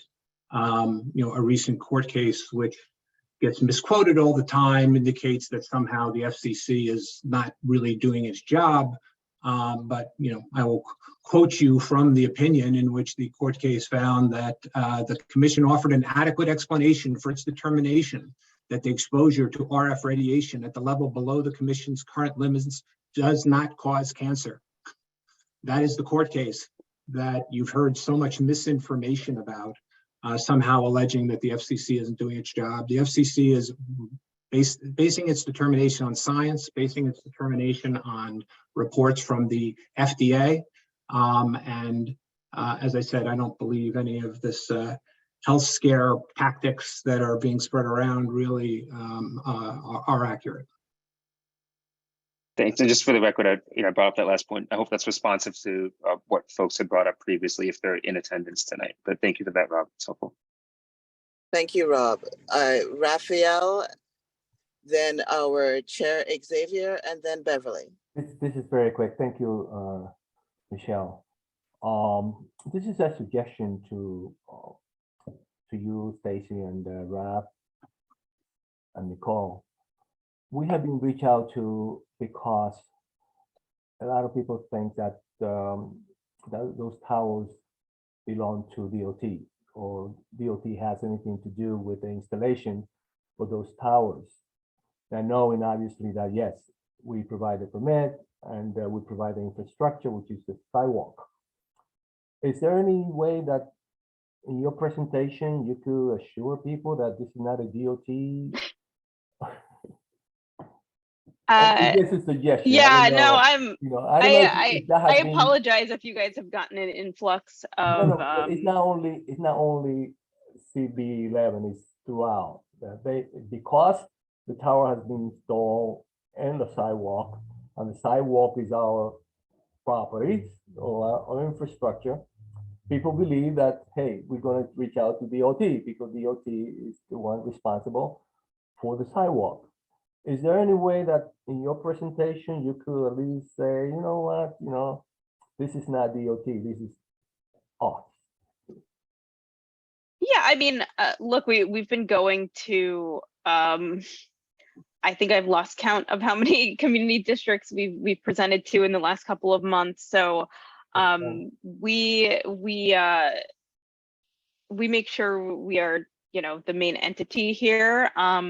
If you guys, we can talk offline and maybe tweak how you guys might want to be not presented as, the owners of this. I know we work with you guys on the pole tops because those are owned by you. And a lot of folks get them mixed up, which we're also trying to help uncomplicate a little bit. So, point taken, we're definitely not telling people to call you guys about No, no, them. I understand. But I understand. I get it, you know, but anything that goes on in the street, people think like, okay, I'm just gonna call DOT and Right. see what's going on.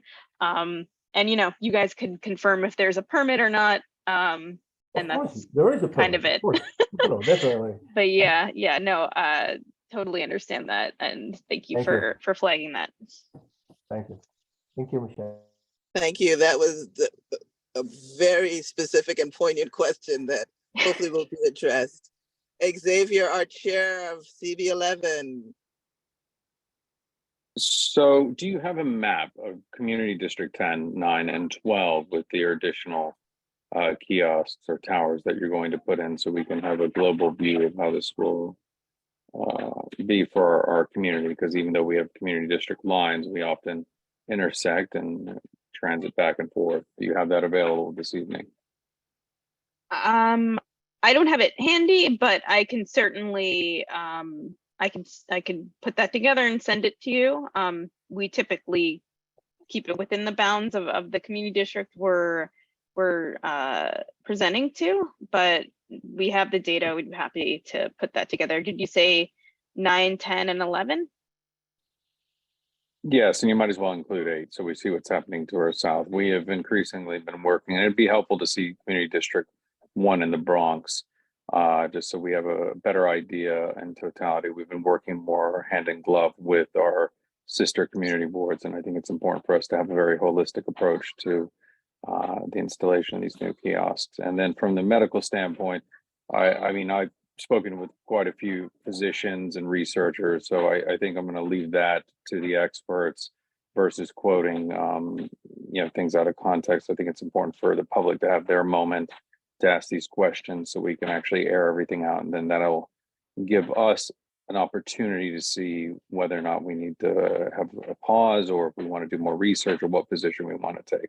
I think I appreciate you being here and having the dialogue with us. So Michelle, thank you so much for leading the charge on the committee. I'm going to turn it back to you so we can reserve the remainder of the time for those community board members and members of the public who'd like to opine.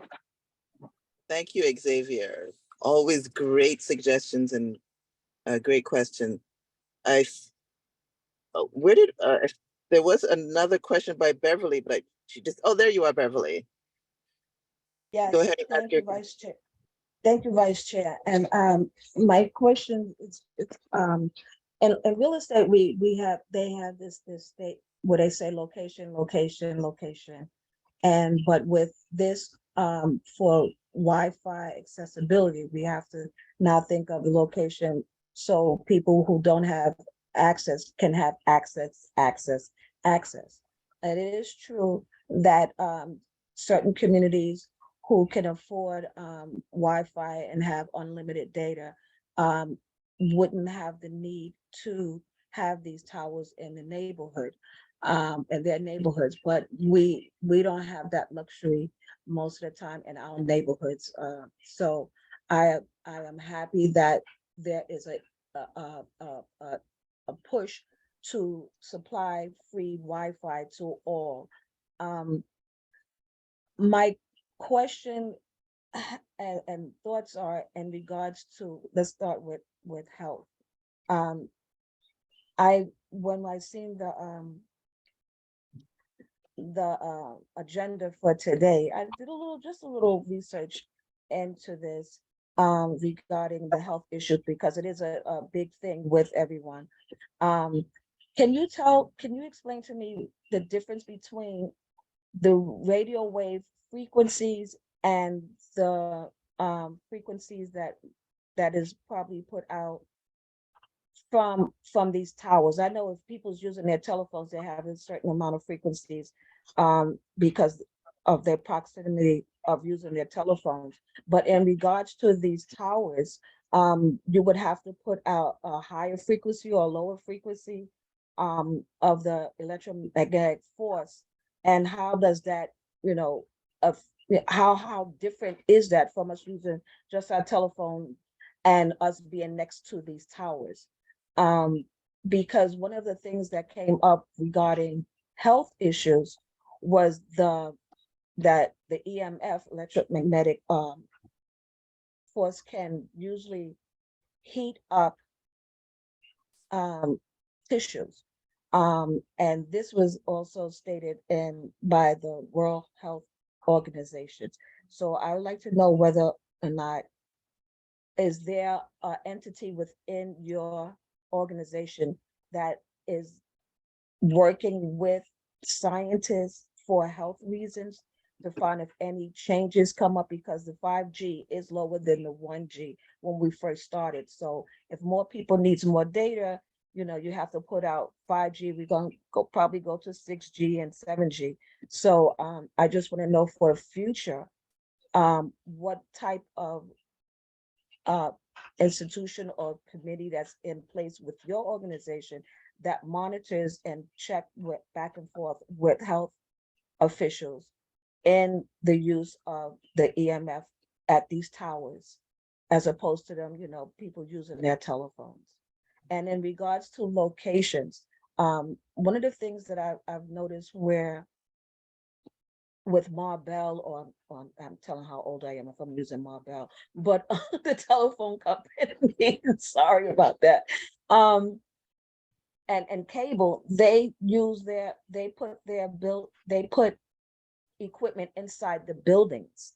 So I wonder if there was another option for where these towers can go besides being on the street. As I know you have them on the roof, but is it any way where the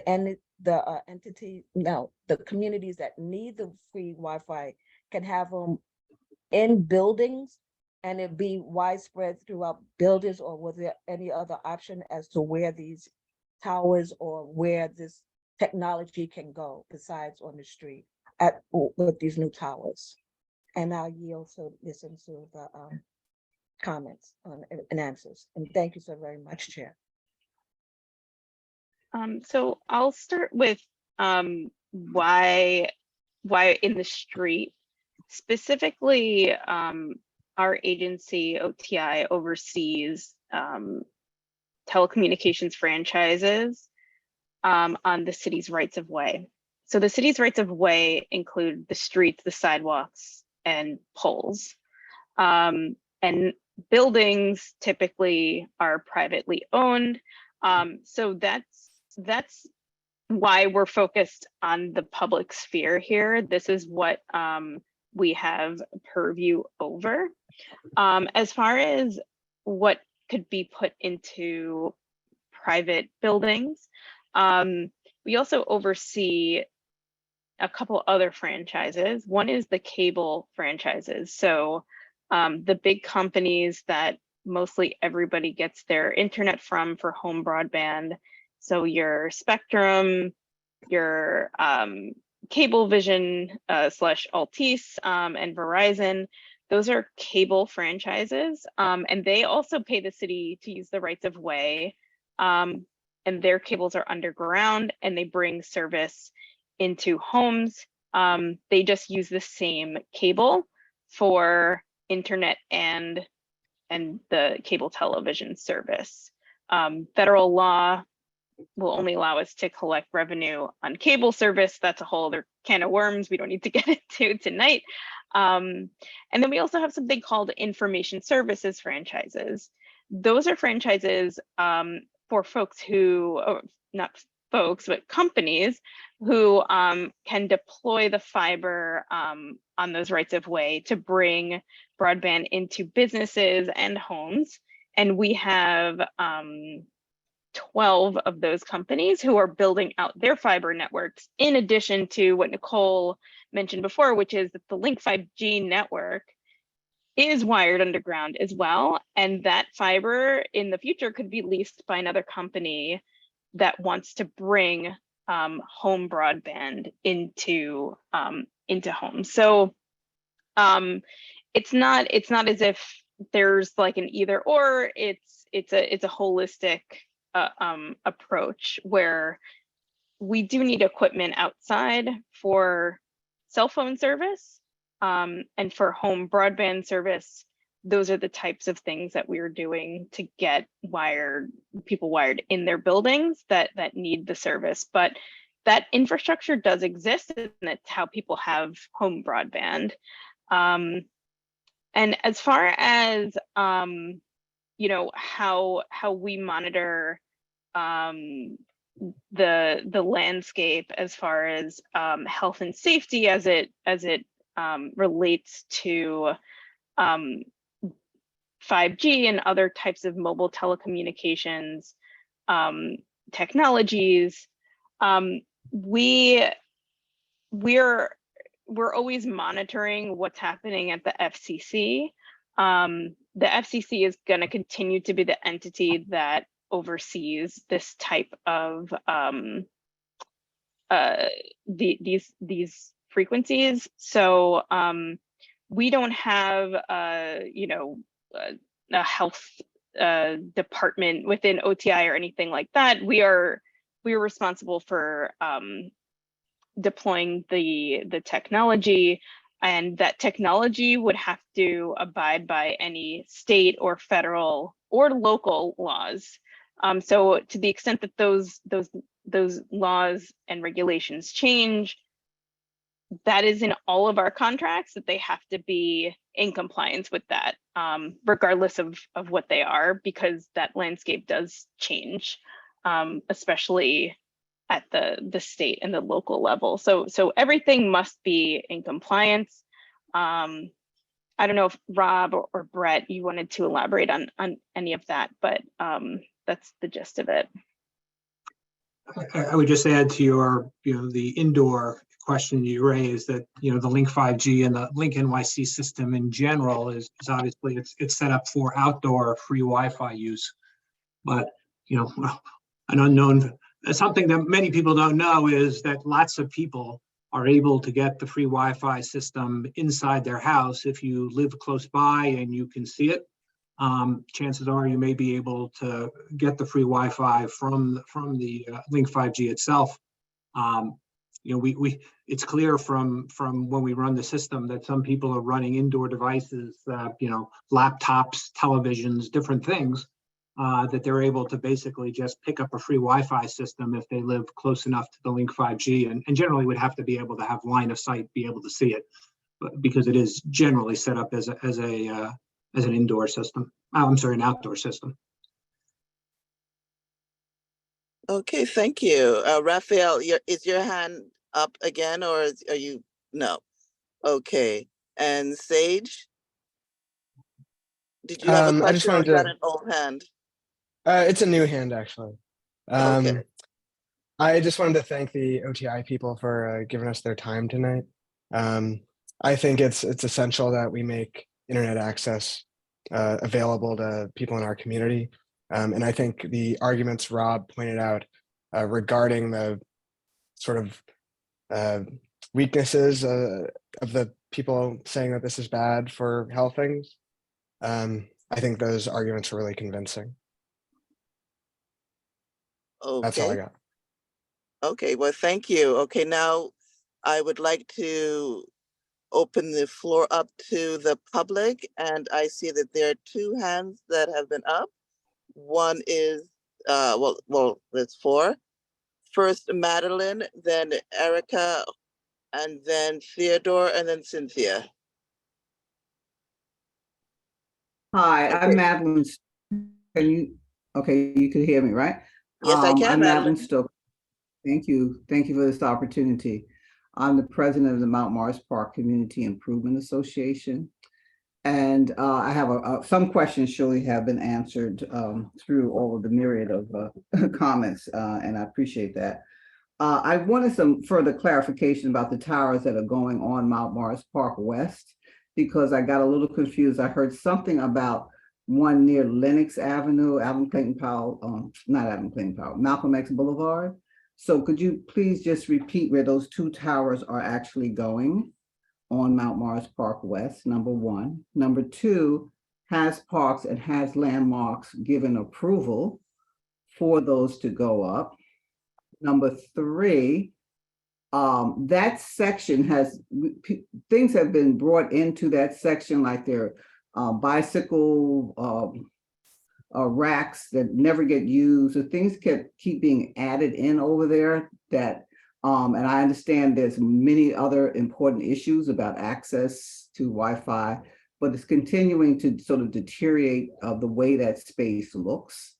DOT, we have some planters that for 2 years we've been trying to get put back on the beach. And so from as this is aesthetics, this is a concern of ours. We do have some of the other health concerns that have been raised. And I think that some of them are legitimate. Historically, Black people have often been told, or poor people, that things are not a problem, only to find out, decades later that indeed the problems that were being pointed out are indeed legitimate problems. So trust of the government is not necessarily strong in some of our communities, particularly those of us who have a historical understanding of what has happened. So with that said, also when you talk about where they are the Belgian blocks going to be removed to put them in? And that's the end of my questions. Thank you. So I'm not sure if you can see the screen, but I've displayed the one of the two sites. This is the site at 3 Mount Morris Park West, and it's on the west side of the park, very close to the corner of 120th Street. It is in, I think, regular concrete pavers, not in the Belgian blocks, at least this one is. Yes. I do believe that, I can't remember, I think it's the other site, which is actually somewhat close to a bike rack. So you are correct that there are other pieces of infrastructure around the park. I would note that, City Bridge took over the franchise that originally was operating the phone booths in New York City. So what we did as part of this is we understood that we were going to take up space with the kiosks. And as part of the deal, we removed all of the old phone booths, over 6,000 of them. So, while we are taking new space up for our kiosks, we also gave back a lot of space in terms of removing the older phone booths. In terms of your question about parks, the parks, we will need to go to get approval from parks as well. But, we're going to the community district first, and then parks will follow after that. The other landmarks also. If it is adjacent, I can't remember if these are adjacent to a historical or in a historical district. If they are, then they would need to go to landmarks as well. You are correct. So that has not happened yet. Okay. It is not. That is not. Here is the other site. This is the 18th Mount Morris Park West, and this one is in Belgian blocks. So we would be required in this case to replace like for like. So we would need to replace all the Belgian blocks so that you have the same uniform look on the sidewalk after we had placed the Link 5G there. So what's the footprint? How many feet is this going to take up of the Belgian blocks? The Link 5G kiosk itself at the base is about, I would call it, 1.5 feet by 2.5 feet. Okay. So it's a little bigger than a light pole, but it's not, it's certainly smaller in terms of its footprint on the ground than old phone booths. Okay. And in terms of the funding, I heard early on that the city would be making money off of this. It would be a revenue generating. Is any of that money going to the communities that will be housing these 5G towers? So the revenue from the program is kind of lumped into one sum that goes into, I guess you would call it the general fund. But we do have programs that are specific to the communities we're in. Nicole, if you wanted to go through some of that. Or is Nicole still with us? Sorry, I'm on the different view. I didn't see you. Oh, there you are. Okay. Yeah. Are you referencing the gigabit centers or the Link Local program? Link Local. Sure. So in terms of the resources and the services that Link NYC provides, in addition to the free Wi-Fi, we have a very robust Link Local program that offers free advertising for small businesses and nonprofits, community boards, business improvement districts, civic associations and the like, and elected officials. So they're allowed to promote their programs, their activities, any campaigns that they may be interested in, for example, like a restaurant week in their community to promote local restaurants, that's offered for free through the Link Local program. We also will be offering a robust digital literacy program virtually and in person. The in-person ones will be taking place in our Gigabit Center, like I mentioned before, in Silicon Harlem. We will be having one in each borough. So there will be opportunities to learn, to get access to workforce training, and all of which is supported by the Link program. Okay, and while we're on, could the DOT representative look at those those pots that have been removed displaced for 2 years now, and we can't seem to get a response to get them back onto the beach? And thank you for your time. Can you repeat that again? At 120th Street and Mount Morris Park West, there are 4 planters that were removed during the marathon 2 years, well, whatever, maybe 3 years ago now, and we've been trying to get DOT to put them back. And we get like a radio silence on it. Can you send me more detailed information, because there seems to be, actually there should be a partner with the DOT over those planters. Partner is MMPCIA. The organization? Yes, Mount Morris Park Community Improvement Association that represents this district. Okay, I'll follow it up. Thank you so much. Appreciate it very much. Okay, well, thank you. Great questions. Thank you. Okay, Madeline, after Madeline was Erica Ewing. Yes. Good evening, everyone. How are you? I too am on the board of Mount Morris Park Community Improvement Association. I serve as the membership chair, and I'm on the board. And I also represent my own company, Gotta Stop, which is a social impact company. And I have a couple of things I want to ask. One thing I do want to know is, was there previous data given to the Mount Morris Park district? Because we live on the park. I live on the park, where that tower would be cat-a-corner to my home. Data that would support that there was a connectivity desert in our area? That's one question. And how would you measure impact in this particular area around the park? And what is the strategy to engage our residents around the park that would be closest to the towers? My next thing is that I want to talk about the fact that I did hear that there was a mentioning of, in some way, this would be bolstering competition between carriers, i.e. AT&T, T-Mobile. I'm also hearing that the public is not paying for this program, although there is going to be revenue that is going to be gained. So I have a concern, similar to Madeline, in terms of, if we're housing these towers, where is the money coming back into the communities? That sounds, this program sounds very exploitative in design, because as I'm hearing the digital divide, I'm not hearing what would be the benefit and what's the benefit to the community if we do not need these. I'm not sure that in our historical district, this is something that was a grave need. And I'm understanding that NYCHA has a program where they are helping with broadband service and with Wi-Fi. So in some ways, there is to me, discrepancy and a divide between mean income residents in New York City and those that are living in public housing. So that's a concern for me. And I'm feeling that that's dividing a community even more. And then the last thing is that I want to say is, in terms of the digital divide, we keep talking about connectivity, but it goes far beyond that. And I think we're limiting the conversation, and we're saying these 5G towers are in some way going to close that gap. I disagree with that totally, because I think there's more of an educational need in terms of the digital divide. so I'm very concerned. So those are my concerns, and those are my questions. And my biggest one is, what is the benefit to the community? And also, was there data given to support that the Mount Morris Park Historical Landmark District was in need of these towers? Thank you, and I yield. Thank you so much for that. I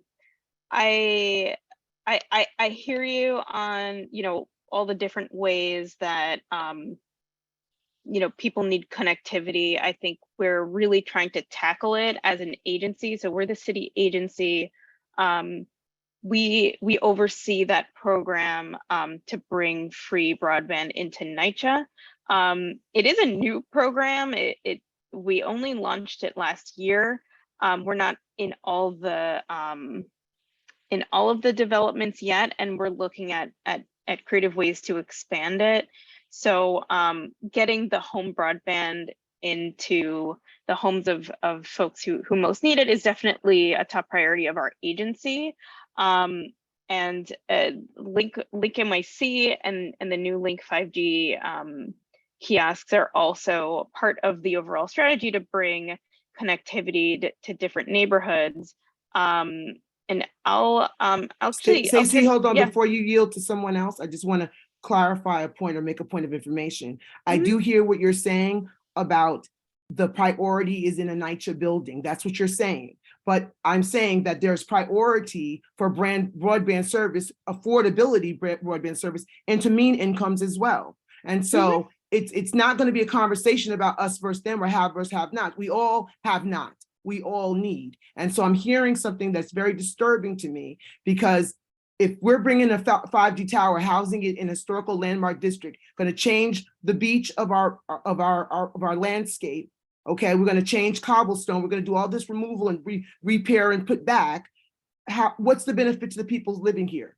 Free broadband service would not be nice for me, to be very quite honest, because you're making so much money off of this project, and I'm seeing investors are going after 5G. It's booming. And so it's a passive way to make income, and it's great. And I get it. And I know the city needs money, but to what extent does it go back into the community's hands and we say what we need in our communities? That's very, very, very disturbing to me, and it distresses me to no end. I get passive income. I get we're using it under the band of the digital divide in disenfranchised neighborhoods and marginalized neighborhoods, but I'm not hearing how those marginalized neighborhoods capitalize immediately off of these funds. Thank you. No, I hear you on that. I understand, there's a myriad of needs in each community, and we've been going out to communities in every borough, and we're hearing that type of feedback.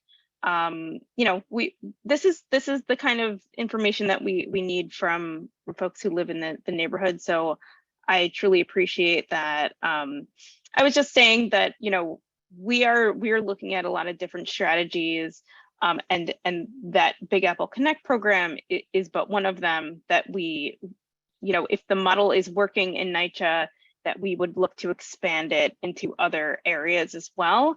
But it's relatively new, so we're trying to see how well it works, and whether we can really leverage it and scale it for home broadband. And as far as the benefits to the community, I would say that as soon as these are activated, everyone in the immediate area can get free Wi-Fi service. But one thing we might not mention as much is that you're getting free nationwide calling. There's also a dedicated 911 button, which is very important to public safety. Which, when we took out all the payphones, that was a lifeline that some folks were concerned about leaving once we took those payphones out. So it's not just about the Wi-Fi, but it is something that is immediately available, and it's very Stacey, easy can to I make a connect to. suggestion? Can I Yeah. make a suggestion? So when you talk about what the needs are for the community, and you talk about broadband extending, so it's my understanding, I live going to be right across the street. I'll be able to look out my window and see that tower if it so moves on that project. Are you saying that now that I could abandon potentially my Wi-Fi service that's through Spectrum and get free stable connection? That's one. And number two, if you really want to talk about a tower making sense for us, we have a park. We have a lot of families that come here, multi-generational park. Is there a plug? Is there something for people to play their music when we have family reunions and baby reveals? These are things that I'm looking at because I hate when I'm seeing people do things that are a little bit risky to make electricity in the park. Is that going to be available? Because that's what we would need to be added to a park situation. I understand a 911 button, but once again, there's other kiosks in areas. So again, I want to see the data that supports this historical district. Landmarks definitely needs to approve on it. So I know that there's going to be a holdup there, but I just want to just say what I said, and that's it. And I'm great. I don't need to have any more explanation. I'm solid. I've heard what I need to hear. Thank you. Okay. Thank you. And it would just depend on how far you are from the kiosk, but there are folks who can actually access the free Wi-Fi from their home. It depends on how far you are up in the building as well, but it is a benefit that some folks see in their home. And I don't know, Rob, if you wanted to talk about the wireless carriers and their needs in this specific district. I don't think I don't know that we've mentioned that yet either. Yeah, like I said, in terms of questions of broadband needs, there are a lot of people in your community district who are using the free Wi-Fi. As I said, most of it is currently located closer to 3rd Avenue. They currently can't get it in the park. So once we complete these installations, they will be able to get free Wi-Fi in the park. And as Stacy mentioned, Eric, I don't know how far away you would live from one of these installations. I could walk out my door and go probably 10 steps and I'm right there. Then I will guarantee you that once we start the free Wi-Fi, if you stand in your window and you can see it, you will be able to get a free Wi-Fi system. But I'm not trying to advocate for myself. I'm for a community. So it's not just about me. It's about what's the benefit and also the fact that you're housing these things, you're making money, and it's not even going to the historical district nor to the community. So, the 1027, I mean, our zip codes in this area that all benefit from the park, not just 10027, there's 10039, there's 10026. There's so many people that come to this park. So I don't see, and we need services in Harlem that can help with so many other kinds of programming. So that's what I'm saying. That's it. Thank you though for everything. Can I just respond to Ms. Ewing? I echo everything that you said and all of your concerns. And I think for me, coming into even this position last year, the one thing that got me excited about coming to Intersection and to be a part of the LINK program is the focus on equity and the focus on equity districts and those communities that are identified most in need of cellular and Wi-Fi coverage.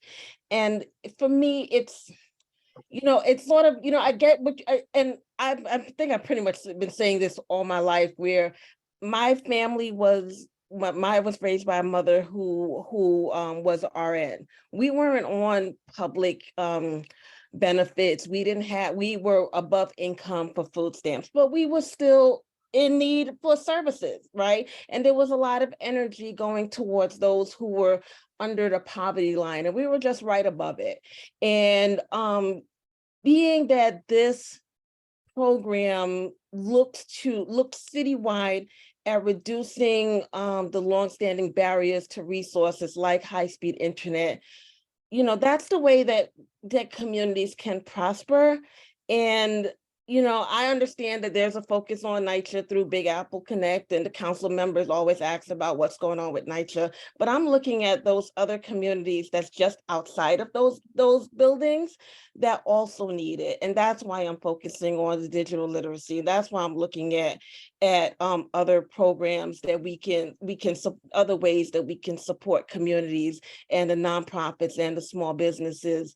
I'm pushing on an equity rollout and looking at communities that are just right above that poverty line that also need free access to services as well. So I'm here. I'm here as a voice within the agency, and I'm pushing on it. I'm pushing on being proactive.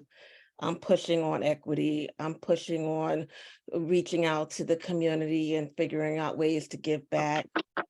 I'm just here. That's my mission. That's my passion. That's why I work here, and that's what I'm trying to do. And I appreciate all of the time and all of the effort that this community board has taken to listen to us tonight. All I can say is that I hear you, and I'm in the agency, and I'm pushing for those same issues that you're talking about. Well, thank you, Nicole, and those were great questions. There are two more people from the public, Theodora and Cynthia, that have questions, and in those order. Go ahead, Theodora. Thank you so much. I had a question about the letter that I sent to OTI. I'll introduce myself. I'm Theodora Scarrato. I'm Executive Director of Environmental Health Trust, and I'm one of the people that have been raising the issue of health issues. I also was, our organization was lead petitioner, and I myself was a petitioner in the case against the FCC, which was mischaracterized earlier. In our case, the court ordered the FCC to address the issues of children's vulnerability, long-term exposure, environmental impacts, and new technological developments such as 5G, because specifically they had ignored that science. And I don't want to get into a back and forth, but I just want to let Rob know and everyone on the call that the way there's a lot of deference to federal agencies. So the fact that the FCC presented a very little amount of information, which would not run in scientific circles, but for this kind of case, they said, well, we're not going to address the cancer issue. It does not mean that they made a decision related to cancer or that they thought that what the FCC said was true or not. That's not what this case was about. It was about review. So internet access is essential. If people don't have access and they have a home, this is not about access, it's about affordability and training. If people are homeless, as I've been listening, and I'm a social worker, I have long worked in communities on so many issues, and I am shocked at some of the things that have been going on in New York City. Because if you're homeless, a kiosk with resources can be life-saving, but you don't need a gigantic pole with 5 carriers, close proximity cell antennas just feet from people's homes. That's going to increase the radiation. There are thousands of people, of scientists and experts who are signing on. Just recently, the most recent was the consensus statement of UK and international medical and scientific experts, 3,500 medical doctors. The Journal of the National Cancer Institute just published a letter by experts, including former director of NIEHS, Dr. Linda Birnbaum, and I have a paper coming out with her actually next week. And this paper, also with Dr. Hugh Taylor of Yale, says, the majority of animal and cell studies have found non-ionizing RFR can induce oxidative stress, a key characteristic of human carcinogens, and a way that RFR can initiate or promote tumor development. DNA damage in these state-of-the-art studies signal the need for the public to reduce exposures. So, I've sent information. I hope that it is sent to the entire committee, including the European Parliament study that called the health impact of 5G, concluding that these lower band frequencies that have been in use for a while are probably carcinogenic for humans. And that is a quote. And in addition, they talk about these frequencies clearly affect male fertility and possibly female fertility too. They have possible adverse effects on the development of embryos, fetuses, and newborns. And in fact, there is numerous research studies on impacts to brains. We know that there is no safe level of lead. And what is happening here with this kind of radiation is that there are impacts, especially to young people and to developing, to if you're pregnant, that are critical, especially in animal studies. I mean, we're not studying humans on this. We are the experiment here. when it comes to 5G, especially because they're using these higher band frequencies and lower band and mid band, and with a different kind of way that the signal is communicated, which many scientists say make it more biologically active.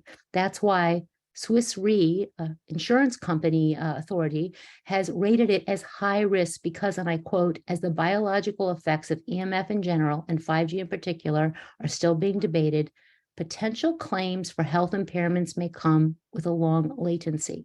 Now, they of course, insurance companies don't insure the carriers for long-term damages from this radiation because it's rated as high risk. So my question is, and I hope everyone on the call, I sent the letter, which I've sent to OTI. I am asking for the radio frequency radiation reports that have been done for the small cell facilities, the ones that are on the street poles, as well as what will be the looking forward to when these larger jumbo poles have their carriers on them, because you're putting them up.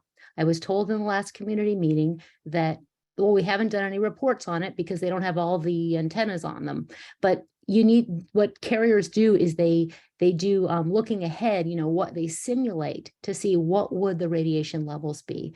I do not understand why not just myself, but for the entire community cannot see these reports to see what's the radiation levels right now, because of course there's connectivity, and if there's a drop cell signal, obviously you need to meet that need. But I don't even know.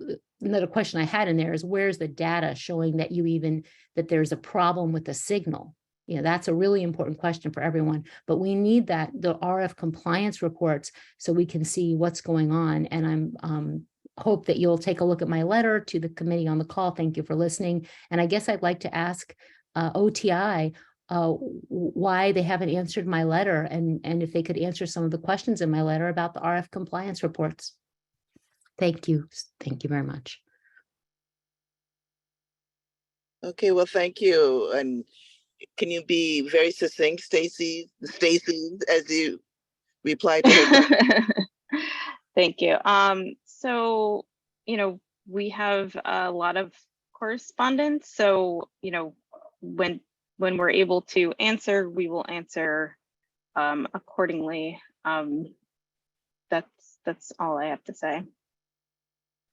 Thank you. And you can follow up directly to her, Theodora. And the last person, I think, was Cynthia? Yes, hi, can you hear me? Cynthia, can you please be as succinct as possible with your Yes, question? yes, it's not a question. I just wanted to thank the company for Link. I'm a community ambassador for the East Harlem Community Partnership. And I remember when Link came out, it was in place of payphones. And for us, for dealing with families that might have only one cell phone, this has been a lifeline for them to reach us when they need food. And I don't think that population should be forget that the main purpose initially was for people who don't have phones. Especially now with the asylum seekers, sometimes that's the only way for them to reach out to me or to one of my other coworkers or partners, that they're hungry, that they have no food. That is the only communication that we have. And I think that should be one of the main missions that people should be reminded of, that it was the phone calls. And my other question was, or statement, that in the future, I wonder what the data is going to be like for how many phone calls are actually being used. Because I see the data is on the website for 2022 about how many phone calls were made and what it was used for, and what websites were visited the most, and for what government agencies, how many people applied for food stamps and whatnot. I just think that population should not be forgotten. And that was it. Thank you. Thank you so much. Those are Thank you. It's great comments. There are two more people, but please be as succinct as possible, especially if you have a question. Please raise the question. Odette, and then the final person would be Cynthia. Thank you very much. Can you hear me? We can hear you. Oh, fantastic. Yes, internet service is very important, and we do already have cell phone service. We can stay with the 4G LTE. We don't really need to go with 5G. And in terms of bridging the digital divide, no one is actually asking for 5G. They're asking for cell phone service, but not for 5G. And the US Government Accountability Office actually said that 5G is more likely to exacerbate the disparities. And the National Digital Inclusion Alliance testified in Congress that 5G service will require 5G capable cell phones, which the underserved low-income households will likely not be able to afford. Now, fiber to the premises in terms of capacity and the best service for broadband, it's the best service for broadband. It has the greatest capacity, it's at a lower cost, it has the best security, and it doesn't have the biological harms that wireless radiation has. So for instance, Chattanooga, Tennessee has the fastest internet in the United States, and it's low cost. And when they had a tornado, they were still able to conduct business. Now, if Chattanooga, Tennessee can do that, so can New York. And we do not have the fastest internet. Chattanooga has the fastest internet. In terms of providing the fiber build out, I'd like to see what exactly remains in terms of the fiber build out in the city, because City Bridge has been reported as trying to link into the existing fiber build outs by Verizon. So Verizon had already promised to provide fiber to the premises to every home in New York City. And we already paid for it from the surcharges from the 1990s. And also there was a settlement agreement that was entered into between Verizon and the de Blasio administration, where Verizon is required to provide an additional 500,000 connections to fiber. So I'd like to see what the fiber build out is. Now, in terms of this, in terms of whether 5G is safe, first of all, there has been no safety testing. And Senator Blumenthal of Connecticut, when he questioned the telecom executives, he asked them, are there any tests going on? And they said, none that we know of. And he said, well, then we're flying blind here as far as safety and health is concerned. And that's exactly what is happening here. Now, there have already been 2 recent case studies of people who had been exposed specifically to 5G, where they had rooftop antennas or they were exposed to them, and they were showing signs of microwave syndrome. Now, there was also testimony that was given in another community board by a police lieutenant who had an antenna outside of his house. And we're not sure whether it was a 4G or 5G antenna, but he got so sick and his sister got so sick that they had to evacuate the house. There was also a 2000 study done by one of the carriers that will be supplying the 5G antennas on these cell towers. And that study showed immunological disorders, neurological disorders, and high risks of cancer. And the International Association of Firefighters passed a resolution to not have cell towers on their fire stations because the firefighters were so affected by the microwave radiation that they got so disoriented that they couldn't even find the fire in a place where they grew up. So I think that overall, we just really need to take a step back. We need to really get our questions answered. I sent my questions to OTI back in October of 2021 regarding questions such as, what are the RF emissions going to be? What is the frequency that you're going to be operating under? What are the antennas? What are the antenna model numbers? A lot of questions. Electrical engineering drawings, reports. Where is the information? Where are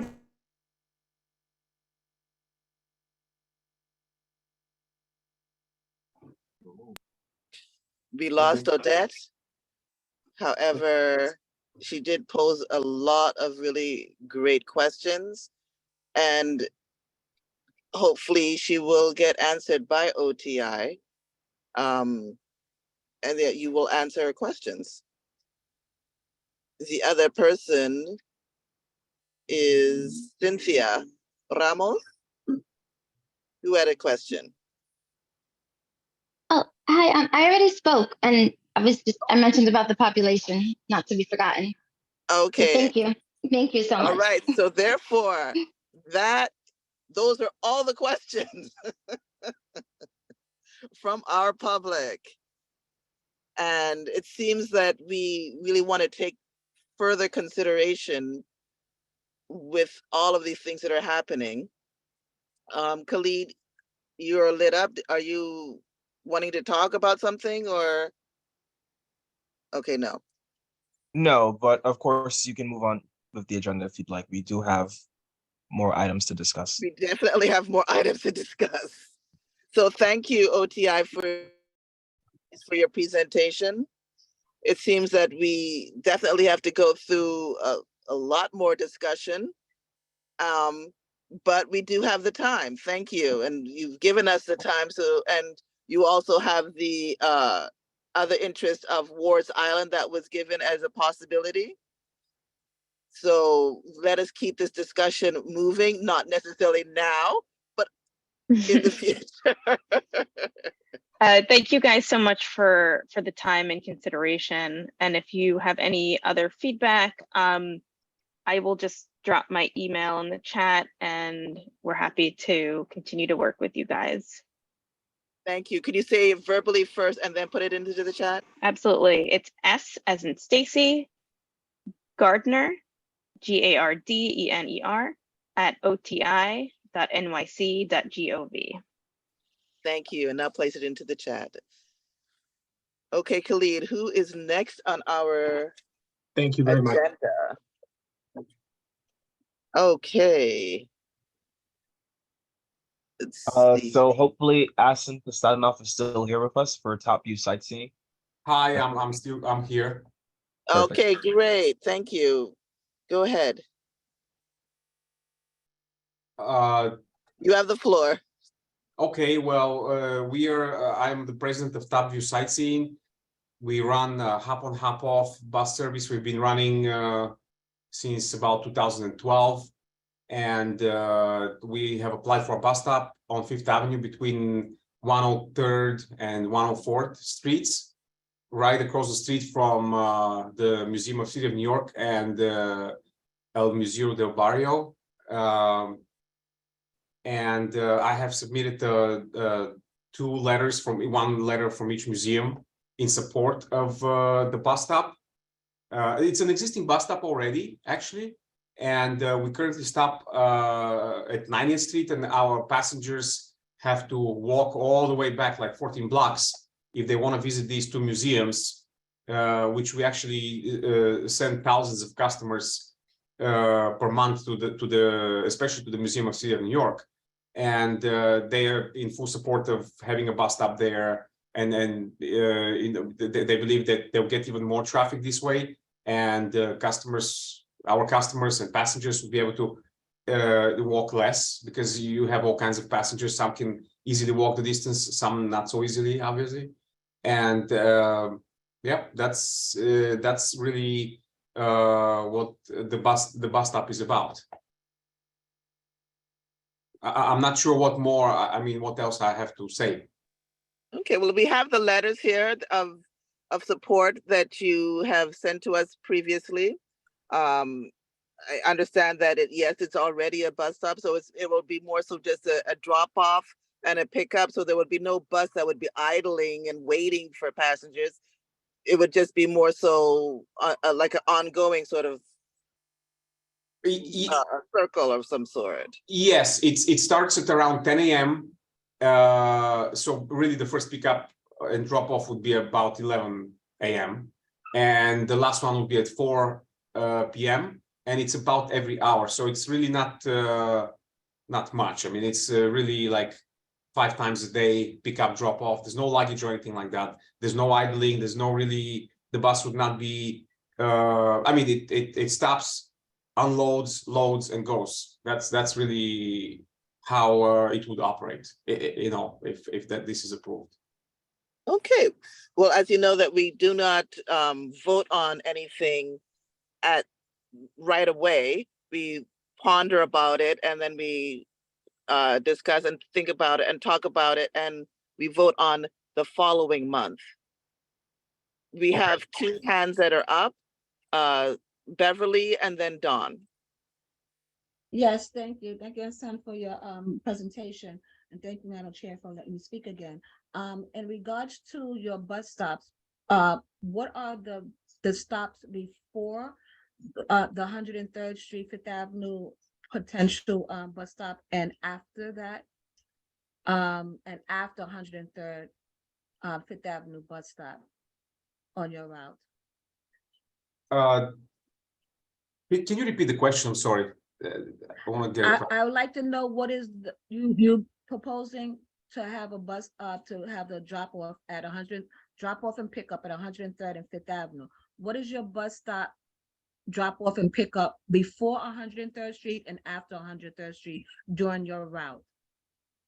After 103rd, it is 90th and 5th Avenue by the museum of by the Guggenheim Museum.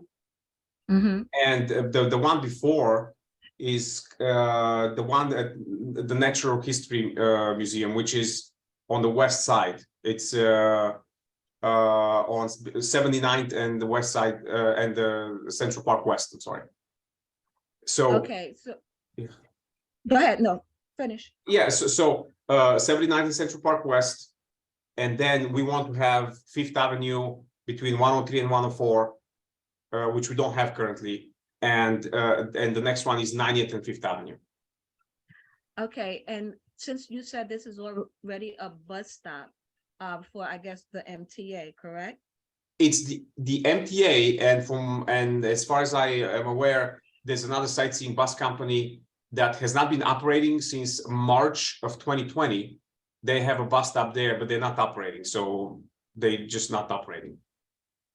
Okay, my concern is, and I don't know how y'all would address it, is would it interfere with the MTA bus scheduling?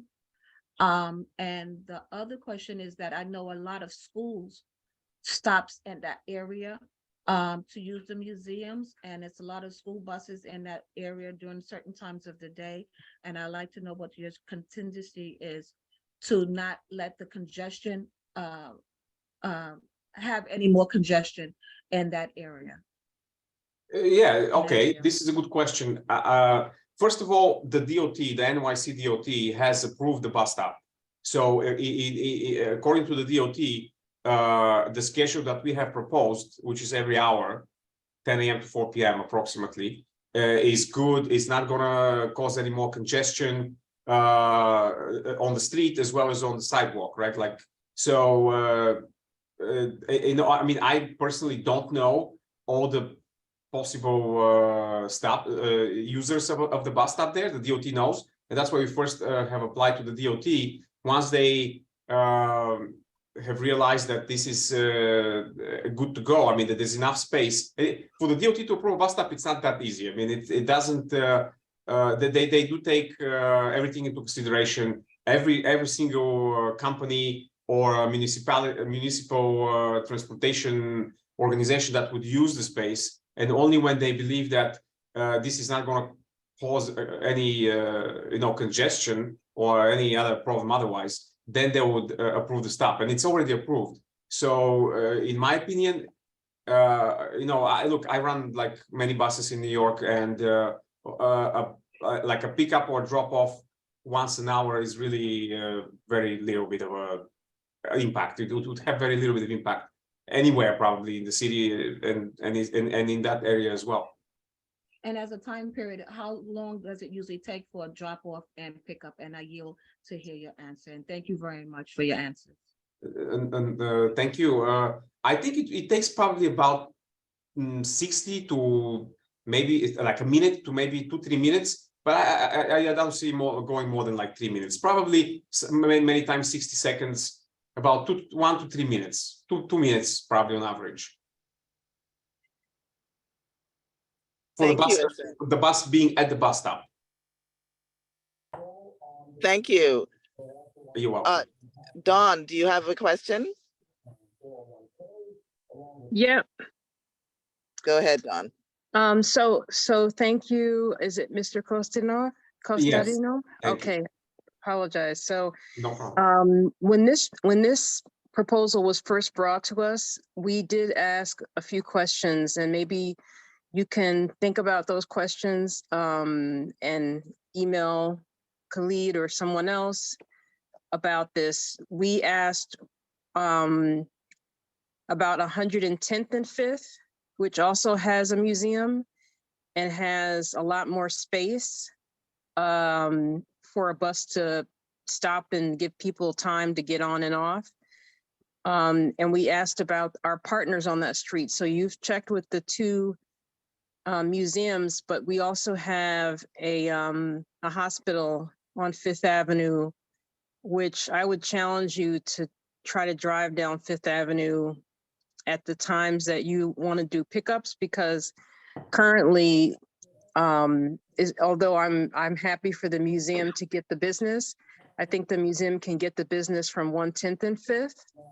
And I also think that you should speak to Mount Sinai Hospital and find out what the current conditions are, because if it comes down to whether or not people can get to their hospital doctor appointments, I'm more concerned with that, and making sure the due diligence is done. And then just one more thing that we could let you know, I've been working with this board for over 20 years now, and I can tell you that the DOT often approves things that have not been flushed out. The due diligence has not been done. We have not been consulted. We have not been given information. And so that's just to let you know, for some of us who've been around a long time, with the DOT's recommendation does not carry any weight. But we're more concerned about the people who have to use Fifth Avenue. And right now there's kind of a crisis with people trying to get to the hospital, right?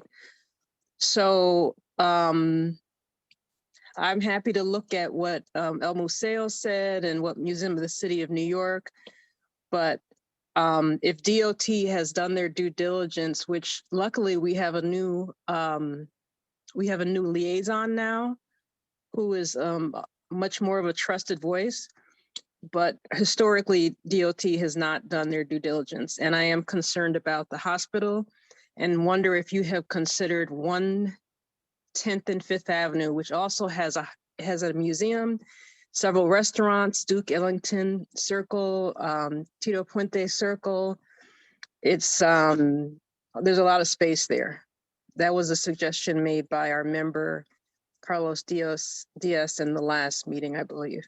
Yeah, we're not considering 110th and 5th because it's, again, we work specifically with the Museum of City of New York, and like we have a bus stop approved already that we've been using for many years on 90th and 5th Avenue, and our passengers some of them are elderly, they have to walk back like 13 blocks. So that's the problem. So if we go to 110, while we're going to shorten the distance, they're still going to have to walk like 7 blocks or 6 to 7 blocks. So we're not really solving the problem by that.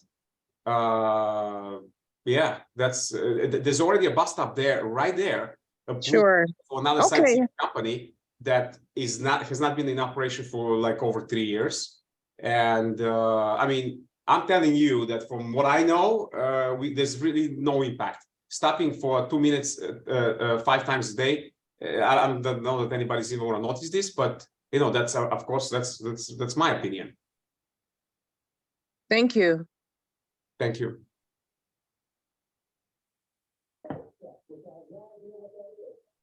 Thank you, Vice Chair. I still have the same thoughts I had last meeting, but I guess that we'll talk about that in the next meeting.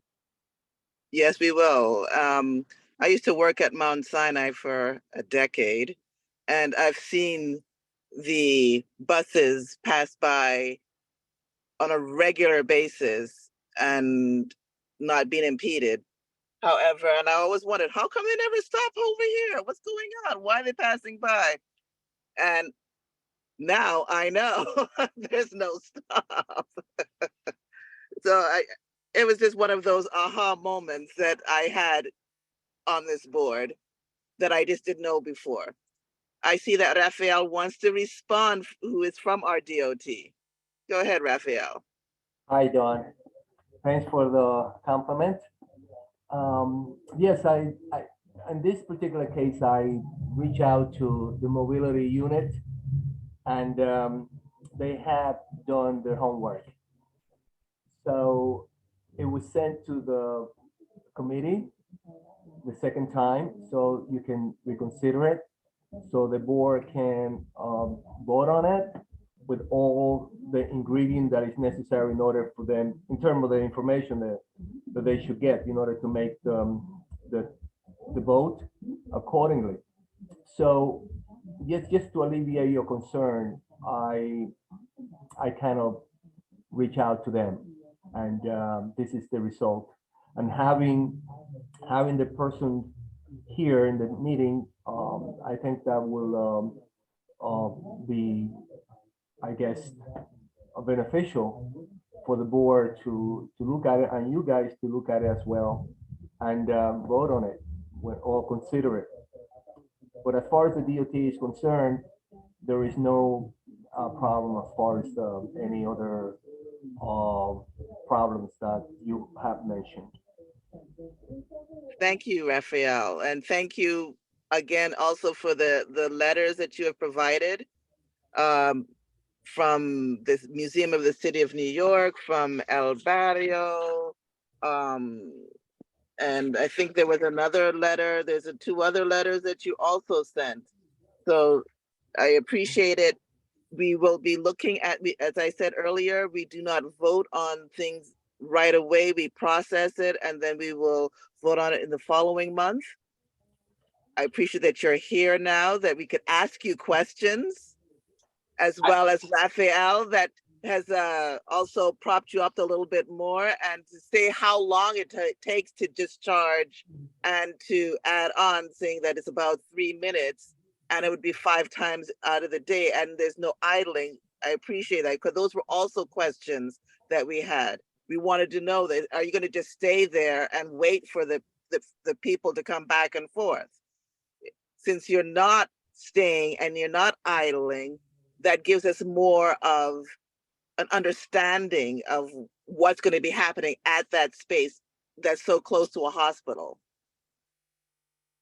Sure, and Judge, not that it really matters so much, but last meeting, I was never informed that I had to attend the meeting. So, because normally the process, how it works is you, excuse me, you apply to the DOT, and if there's a community board meeting necessary, they inform. I was just not informed, and it's not like I knew that I have to attend the meeting. And of course, I knew about this meeting, so obviously I'm attending, and I'll attend another one if I have to. I have no problem with that at all. We'd appreciate it if you come back the following month. Thank you. So I will be also on the following month. I think Khalid has my contact. I mean, if any questions, if anybody has any questions, I'm always available to answer them. Thank you. Can you put your information in the chat, and first say it verbally and then put it in the chat? Yeah, my phone number is 917-671-9699. And I would put in the chat my email. It's kind of long to, I don't think that anybody's going to really remember it. Okay. Yeah. Okay, thank you. Thank you. Thank you. And seeing that we have no more questions on this, we will go to our next topic. Khalid, can you say what's next on our list? Yes, graphics youth gun violence program, a presentation with Kai Smith. Hopefully he's still here with us. Yeah, I'm still Are here. you still here? I'm still here. Can you hear me? I can hear you. Thank you so much for your patience. You never know what's going to happen at a community board meeting. I'm used to it. I mean, I'm used to it. My presentation style is a little different. I generally present around the country, and so I generally just give the common sense crux of who we are and what we do, and open up the floor for questions. I think that the best way for people to learn about who we are and what we do, and how long we do it, how long we've done it, is for them to get the answers to their specific questions, as opposed to me inundating you with a bunch of buzzwords, right? So I'm Kai Smith. I am the founding executive director of the Gang Diversion, Reentry, and Absent Fathers Intervention Center. And we're also known as Graphics. Graphics is a 4-tier social, emotional, culturally responsive, trauma-informed prevention and intervention program. We offer evidence-based behavior modification and life skill services to school-based youth. Now, my reason for being here is, so we have something, we are vendors to the New York City government for the past 21 years. First, let me take 1 or 2 steps back. I'm making the presentation to Community Board 11 because I am interested in, and I wish that I had had the opportunity to present when the NYPD was here, because while the shooting numbers, as they correlate the CompStat, while the shooting numbers and the homicide numbers for the east side of Manhattan look very impressive now, they won't stay that way. For the past 30 years, consistently, in between May and September is when gun violence spike throughout New York City, going all the way back to the Heavens Devils and the Wild Aces, which was the original street gang on the east side. I know a lot about the east side because my grandmother was the second person to move into building 230 on 102nd Street and 2nd Avenue in 1960. We lived in 230. My grandmother raised 6 generations of kids of our family from 1960 to 2017. I was one of the original individuals in the 80s and the 90s that Washington Projects D, I've shot a significant number of people in that D. Sold a significant number of drugs in that D. Brought a significant number of kilos of drugs and bags of guns into the city of New York from living right there in that complex. And so doing 16 years in prison, I made a decision to make this change. And I came home from prison 21 years ago. And in 21 years that I've been home, I have 6 felonies on my record. I've served 16 years in 3 different states. I currently have 6 college degrees. So as opposed to coming home and blaming everyone in society for the mistakes that I made and things that I did for myself, I decided to get really quiet, get really humble, and go and apply a college degree for every felony that I had. What I'm proposing, my program, we are vendors with every governmental, although we've never received a penny of funding from any governmental entity, we are vendors to all governmental entities throughout the city of New York. We are classified as unique in service because while you guys may love and appreciate Lou Zuckman and SCAN, we're at the other end of the spectrum from SCAN. We're at the other end of the spectrum from SNUG and Cure Violence, and SNUG and SCAN and Cure Violence and all the rest of those people. They get their money, they get their funding from Gary Slutkin's Cure Violence pot of money when gun violence was declared a public health crisis. But 20-something years ago, when that model was introduced, I didn't appreciate it and I didn't like it. I'm a shooter. I was a shooter. And I said, you know what? These programs are responsive. And in my mind, it made no sense to get a bullhorn and a bunch of people to march at the scene of the crime after the child is dead. So I wrote graphics while I was in prison, and I brought graphics home, and I've gone through Ivy League institutions where I've gotten my education, and I turned graphics into this program. Graphics is a prevention and intervention program. Graphics is CB11. Graphics is the only program in the nation that has curriculumized gang diversion, anger management, behavior redirection, has aligned it with New York State Common Core, PIBIS, and culturally responsive education. It's in middle schools and high schools. Each student gets a textbook and a workbook that I wrote.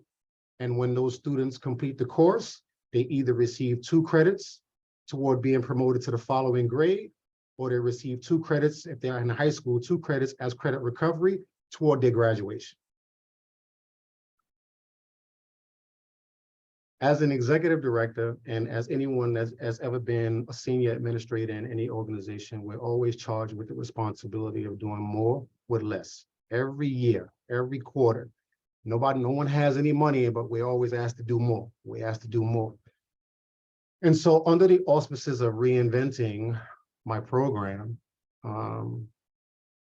what I've done is I've created a supplemental program called either you're going to be the bag or get the bag. Today's kids, they're always talking about the bag. So it's either you're going to be the bag or you're going to get the bag. Being the bag means committing a crime, going to jail, and allowing the state of New York to use your social security number against the census to take resources away from your community to resources to the community where you are incarcerated. You are now, the city and the state of New York is now making a significant amount of money off of your incarceration. That means being the bag. Getting the bag is where I need your help. I am, and I've secured Chase Bank and a few other people as sponsors. Getting the bag means from my next meeting with Chase is next month, April, from May through September, I'm going to run a course called Young Entrepreneurs, where I and my staff teach young adults the A to Z of being a business owner. Everything from name, logo, EIN number, all the way through to how to structure your business and how to get governmental contracts, how to register your business with the state of New York, become an MWBE, et cetera, et cetera, et cetera, et cetera, right? Young adults will exit this program with a corporate kit. They will be legitimate business owners. What I need, and I'll end with this because I know your questions. What I need, as I said in the two letters, in the introductory letter and in the letter of support from CB11, and this is the same thing that I'm presenting to quite a few different boards. I need 4 things from CB11. I need space, promotion, a letter of support, and B2B introduction. Space looks like, because I'm not charging anyone that enrolls into the program, I'm not charging them anything to participate in the program, and I'm not charging them any fees as they're correlated to structuring their business. I'm going out to find independent funding for all of this. However, what I do need is, I need, under the auspices of space, I need Community Board 11 to identify a room where I can use that space 2 evenings a week for 2 hours. The time frame would preferably be immediately right after school, because these are babies and I don't want to keep them out late. And so I'm feeling like, when I grew up on the East Side, my grandmother said, and you guys have to excuse me, my grandmother said, "All right, little boy, don't you take your ass no further than that boys club on 112th Street. You go from 102nd Street to 112th Street. If anybody tell me that they seen you on 113th Street, you got me to deal with." And so I'm trying to bring that back. I'm trying to identify a space inside of the most volatile CB11 area that I and my team can have designated as a safe zone, where the young adults identified for the program can come there immediately after school. So it would be 3:30 to 5:30 or whenever they get out. It'll be a 2-hour window. They would sit through the course and then go home for the evening. I feel like this course will be successful because it is a snapshot of what we're already doing in public schools. If you go to my website, you will see, I believe in transparency. And so if you go to my website, you'll see the schools that we've been in, the public-private partnerships that we've had, the litany of everything. The only thing that's not on the internet about me is my social security number. Everything else about me is on the internet. I believe in transparency. And so I feel like my independent research has led me to believe that violence, gun violence, starts via social media. What we're not understanding is schools is the only place that kids have to meet. Kids go to school from all different areas of the city. They take the train, they take the bus, and they call it thumb thugging. If you thumb thugging, the only place that I can catch you is school. So I want you to keep that same energy when I see you. I'm not gonna see you in the train station. I'm gonna see you in school. And that thumb thugging turns into staring, it turns into an argument, it turns into a physical altercation, whether it's pushing or an actual physical fight that occurs after school. Someone has to win, someone has to lose. It's posted on social media. The embarrassment factor sets in. And then it turns into, I'm going to get a gun or I'm going to get a knife. That's what my research has led me to believe after 20 years of being in the trenches and dealing with these kids. We feel like we can get out ahead of some of it by giving them something constructed to do that they're interested in, the bag that they're interested in immediately after school. So immediately after school, you're going to an entrepreneur's class to learn how to be a business owner. Second thing is from CB11 is promotion. We would need you guys to promote this in your network, whatever newsletters that you have going out, whatever marketing materials that you guys have going out. We'd like to have our program promoted and advertised in that. Our letter of support, and I have 3 monitors. I'm turning my head because I have 3 monitors. The letter of support would need to be signed by the chair of the board and the head of whichever committee that we're falling under. And I'm asking for it specifically for that, for a specific reason. Say, for instance, if CB11 decides that you guys want to partner with me, and this project would fall under public safety and education, youth, and libraries, right?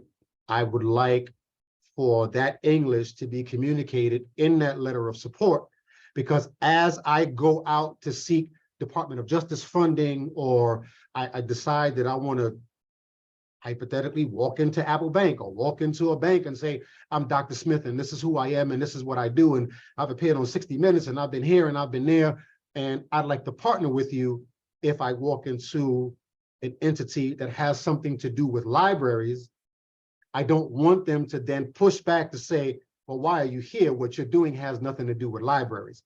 I want to be able to say, we partnered with CB11, CB8, CB10, and CB9 under the auspices of education, youth, and libraries.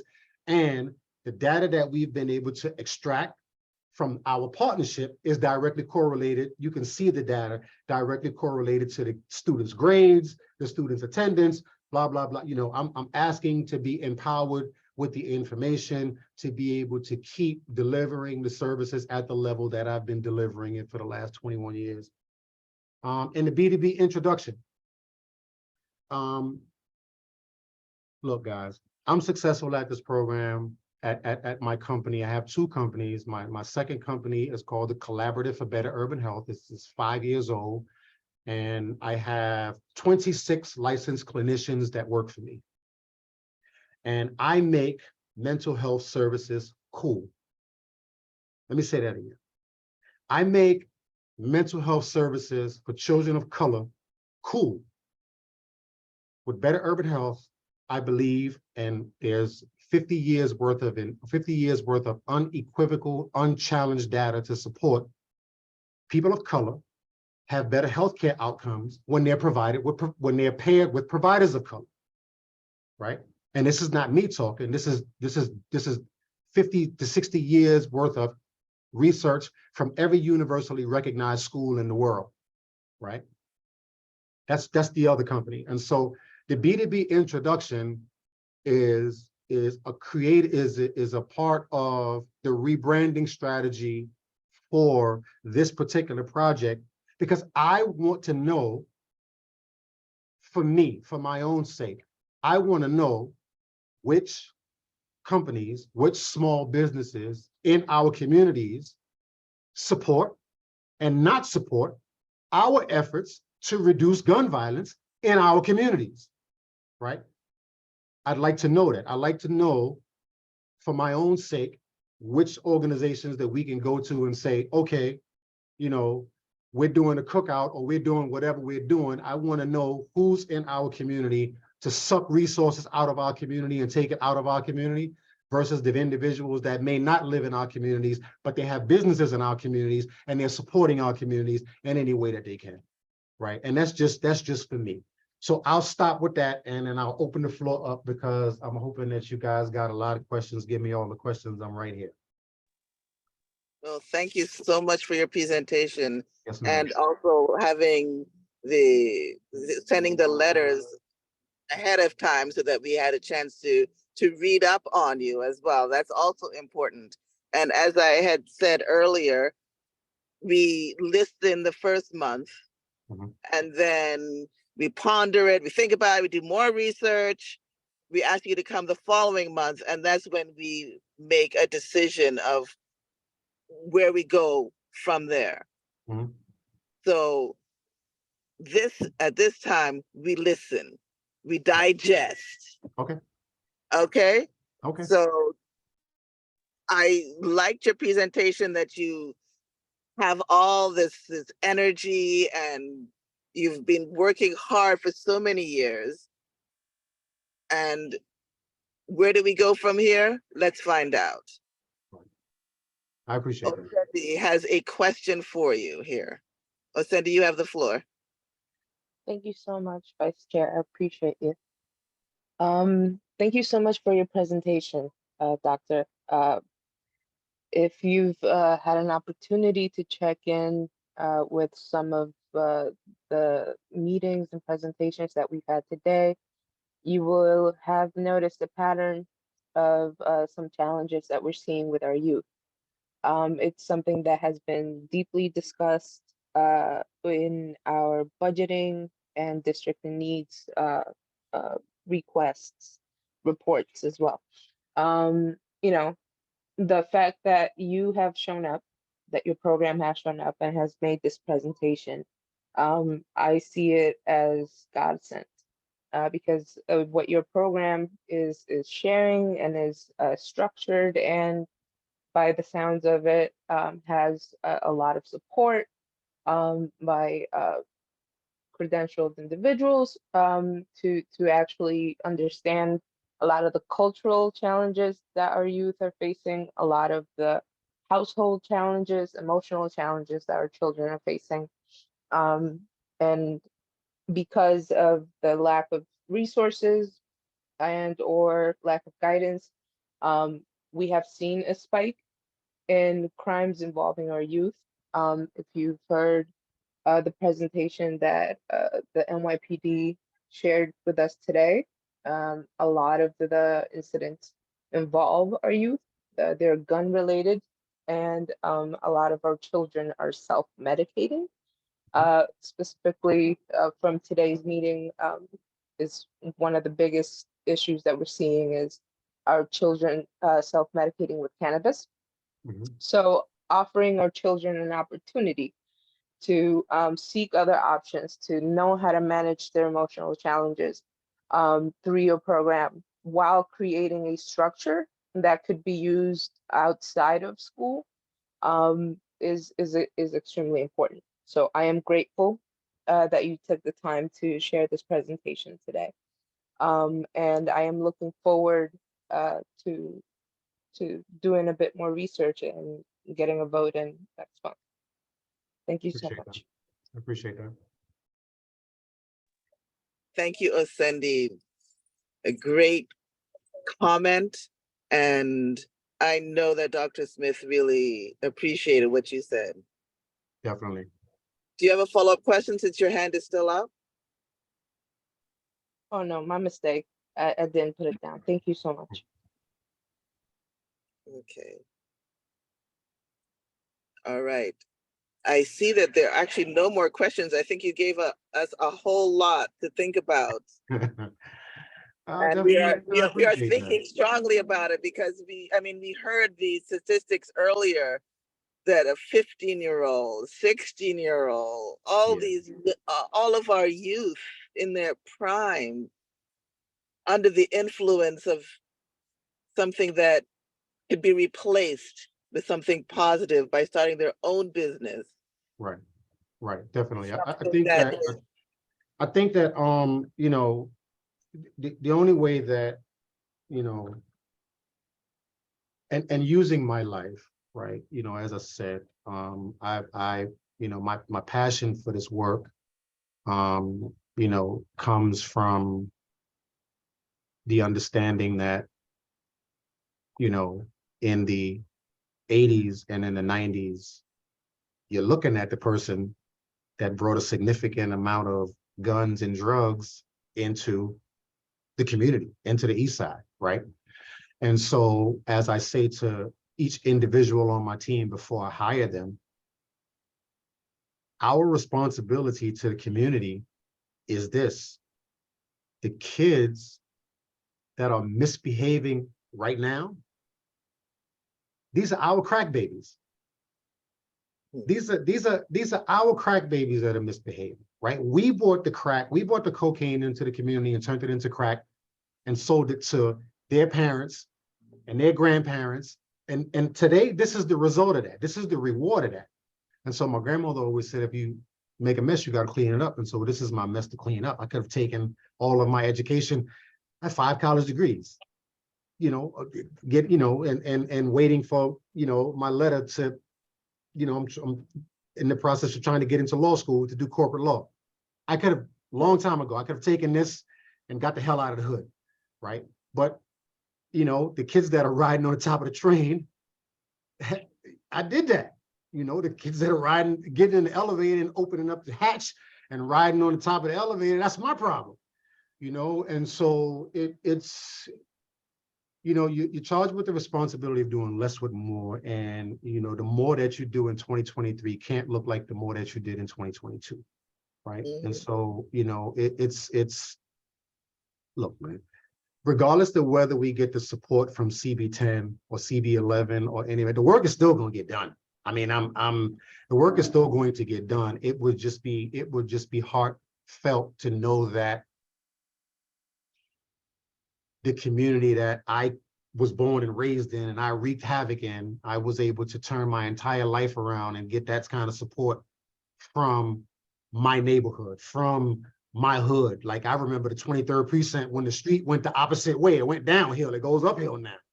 You know, that's my hood. That's my hood. You know, so it would be really nice to know, you know, I can remember the old Metro North on the left-hand side of the street when all of that was the buildings that you go over there now and everything is brand new, you know. So that's my neighborhood, and I can't go to the next level in life without being able to say I put my fingerprint on the direction that my neighborhood is going in, right? You know, so it's a labor of love. It's a passion, and you know, I feel like the only way that we can get you guys out of this situation that we're in. I told Gary Slutkin 20-something years ago when they first introduced that ceasefire model and all that stuff, I told them, we can't basketball our way out of this. We can't football our way out of this. We get out of this with education, entrepreneurialism, and economics. That's how we get out of this situation, right? You know, and so I'm just happy that, you know, 20-something years later, I get to lead my own charge in that effort, you know. So well, I I really am glad that appreciate your you. fingerprint. Sandy, I'm going to give you one more, Sandy. Okay. Did you have a follow-up question or a Yes, comment? well, this is a comment. So the Department of Youth and Community Development Neighborhood Advisory Board for this district provides quite a bit of support. If you wouldn't mind leaving your contact information in the chat, I'll forward your information to Susan Patterson, and the applications to be summer youth employment program practitioner are still open. That comes with funding and support. So please leave your contact information and we'll follow it up. Thank you so much again for your presentation. Thank And you thank guys for Vice Chair, having for me. All Thank right, you, so we thank have you, your thank you back. We guys have for your having back. me. I appreciate it. Thank you so much. You guys have a good night. Thank you, and we'll see you next month. Okay. Okay, Khalid, where are we on our list? On our agenda, what is next? Old business. Old business. Okay. Does anyone have any old business that they would like to talk about?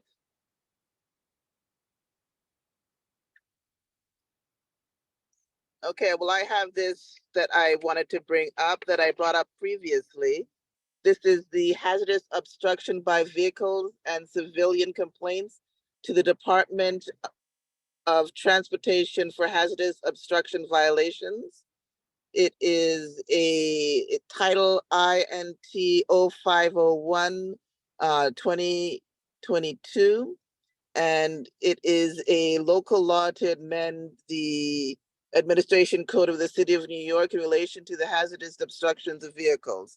In other words, there's bike lanes, someone is parked in the bike lane and or like stopped in the bike lane, someone takes a picture, another person takes a picture, they can get money for taking a picture and you can get whatever ticket.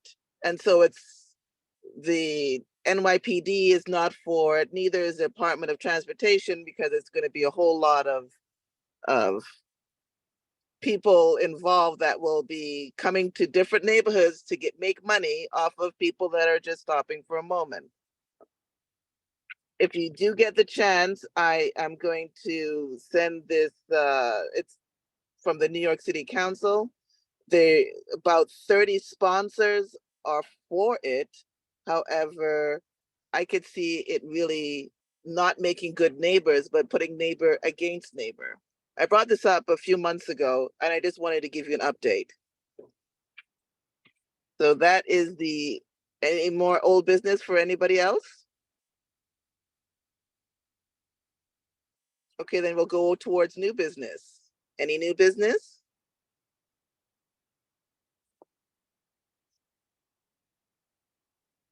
Yes, Don. I don't know if this is old or new business, but it's current business. And I just want to thank you for hosting what I think is the longest community board, the longest public safety meeting I've ever had. And you did it with cachet and with grace. And I just applaud you. That's my new business. No, it's not over, dear. My husband just said, is it over?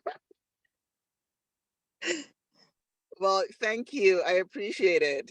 And unfortunately, my Wi-Fi in my apartment is not so great. So I'm actually in the car all this time. And I can't wait to go inside and be warmer. If only there was a link tower near your apartment. Well, you know what? There's a cell tower on top of the building and there's a cell tower right across the street. And yet I still don't have cell service. That's great. So on that note, there was a discussion to reviewing committee guidelines on street co-naming applications. This was an item that Jose had wanted to put on, but I don't know if Jose's willing to follow up on this discussion or if it's going to be tabled for. I think we should table that until next month. I second that. Very good. I like that. So let us unanimously do the roll call and end this meeting. Okay, give me 1 second. Thank you, Khalid.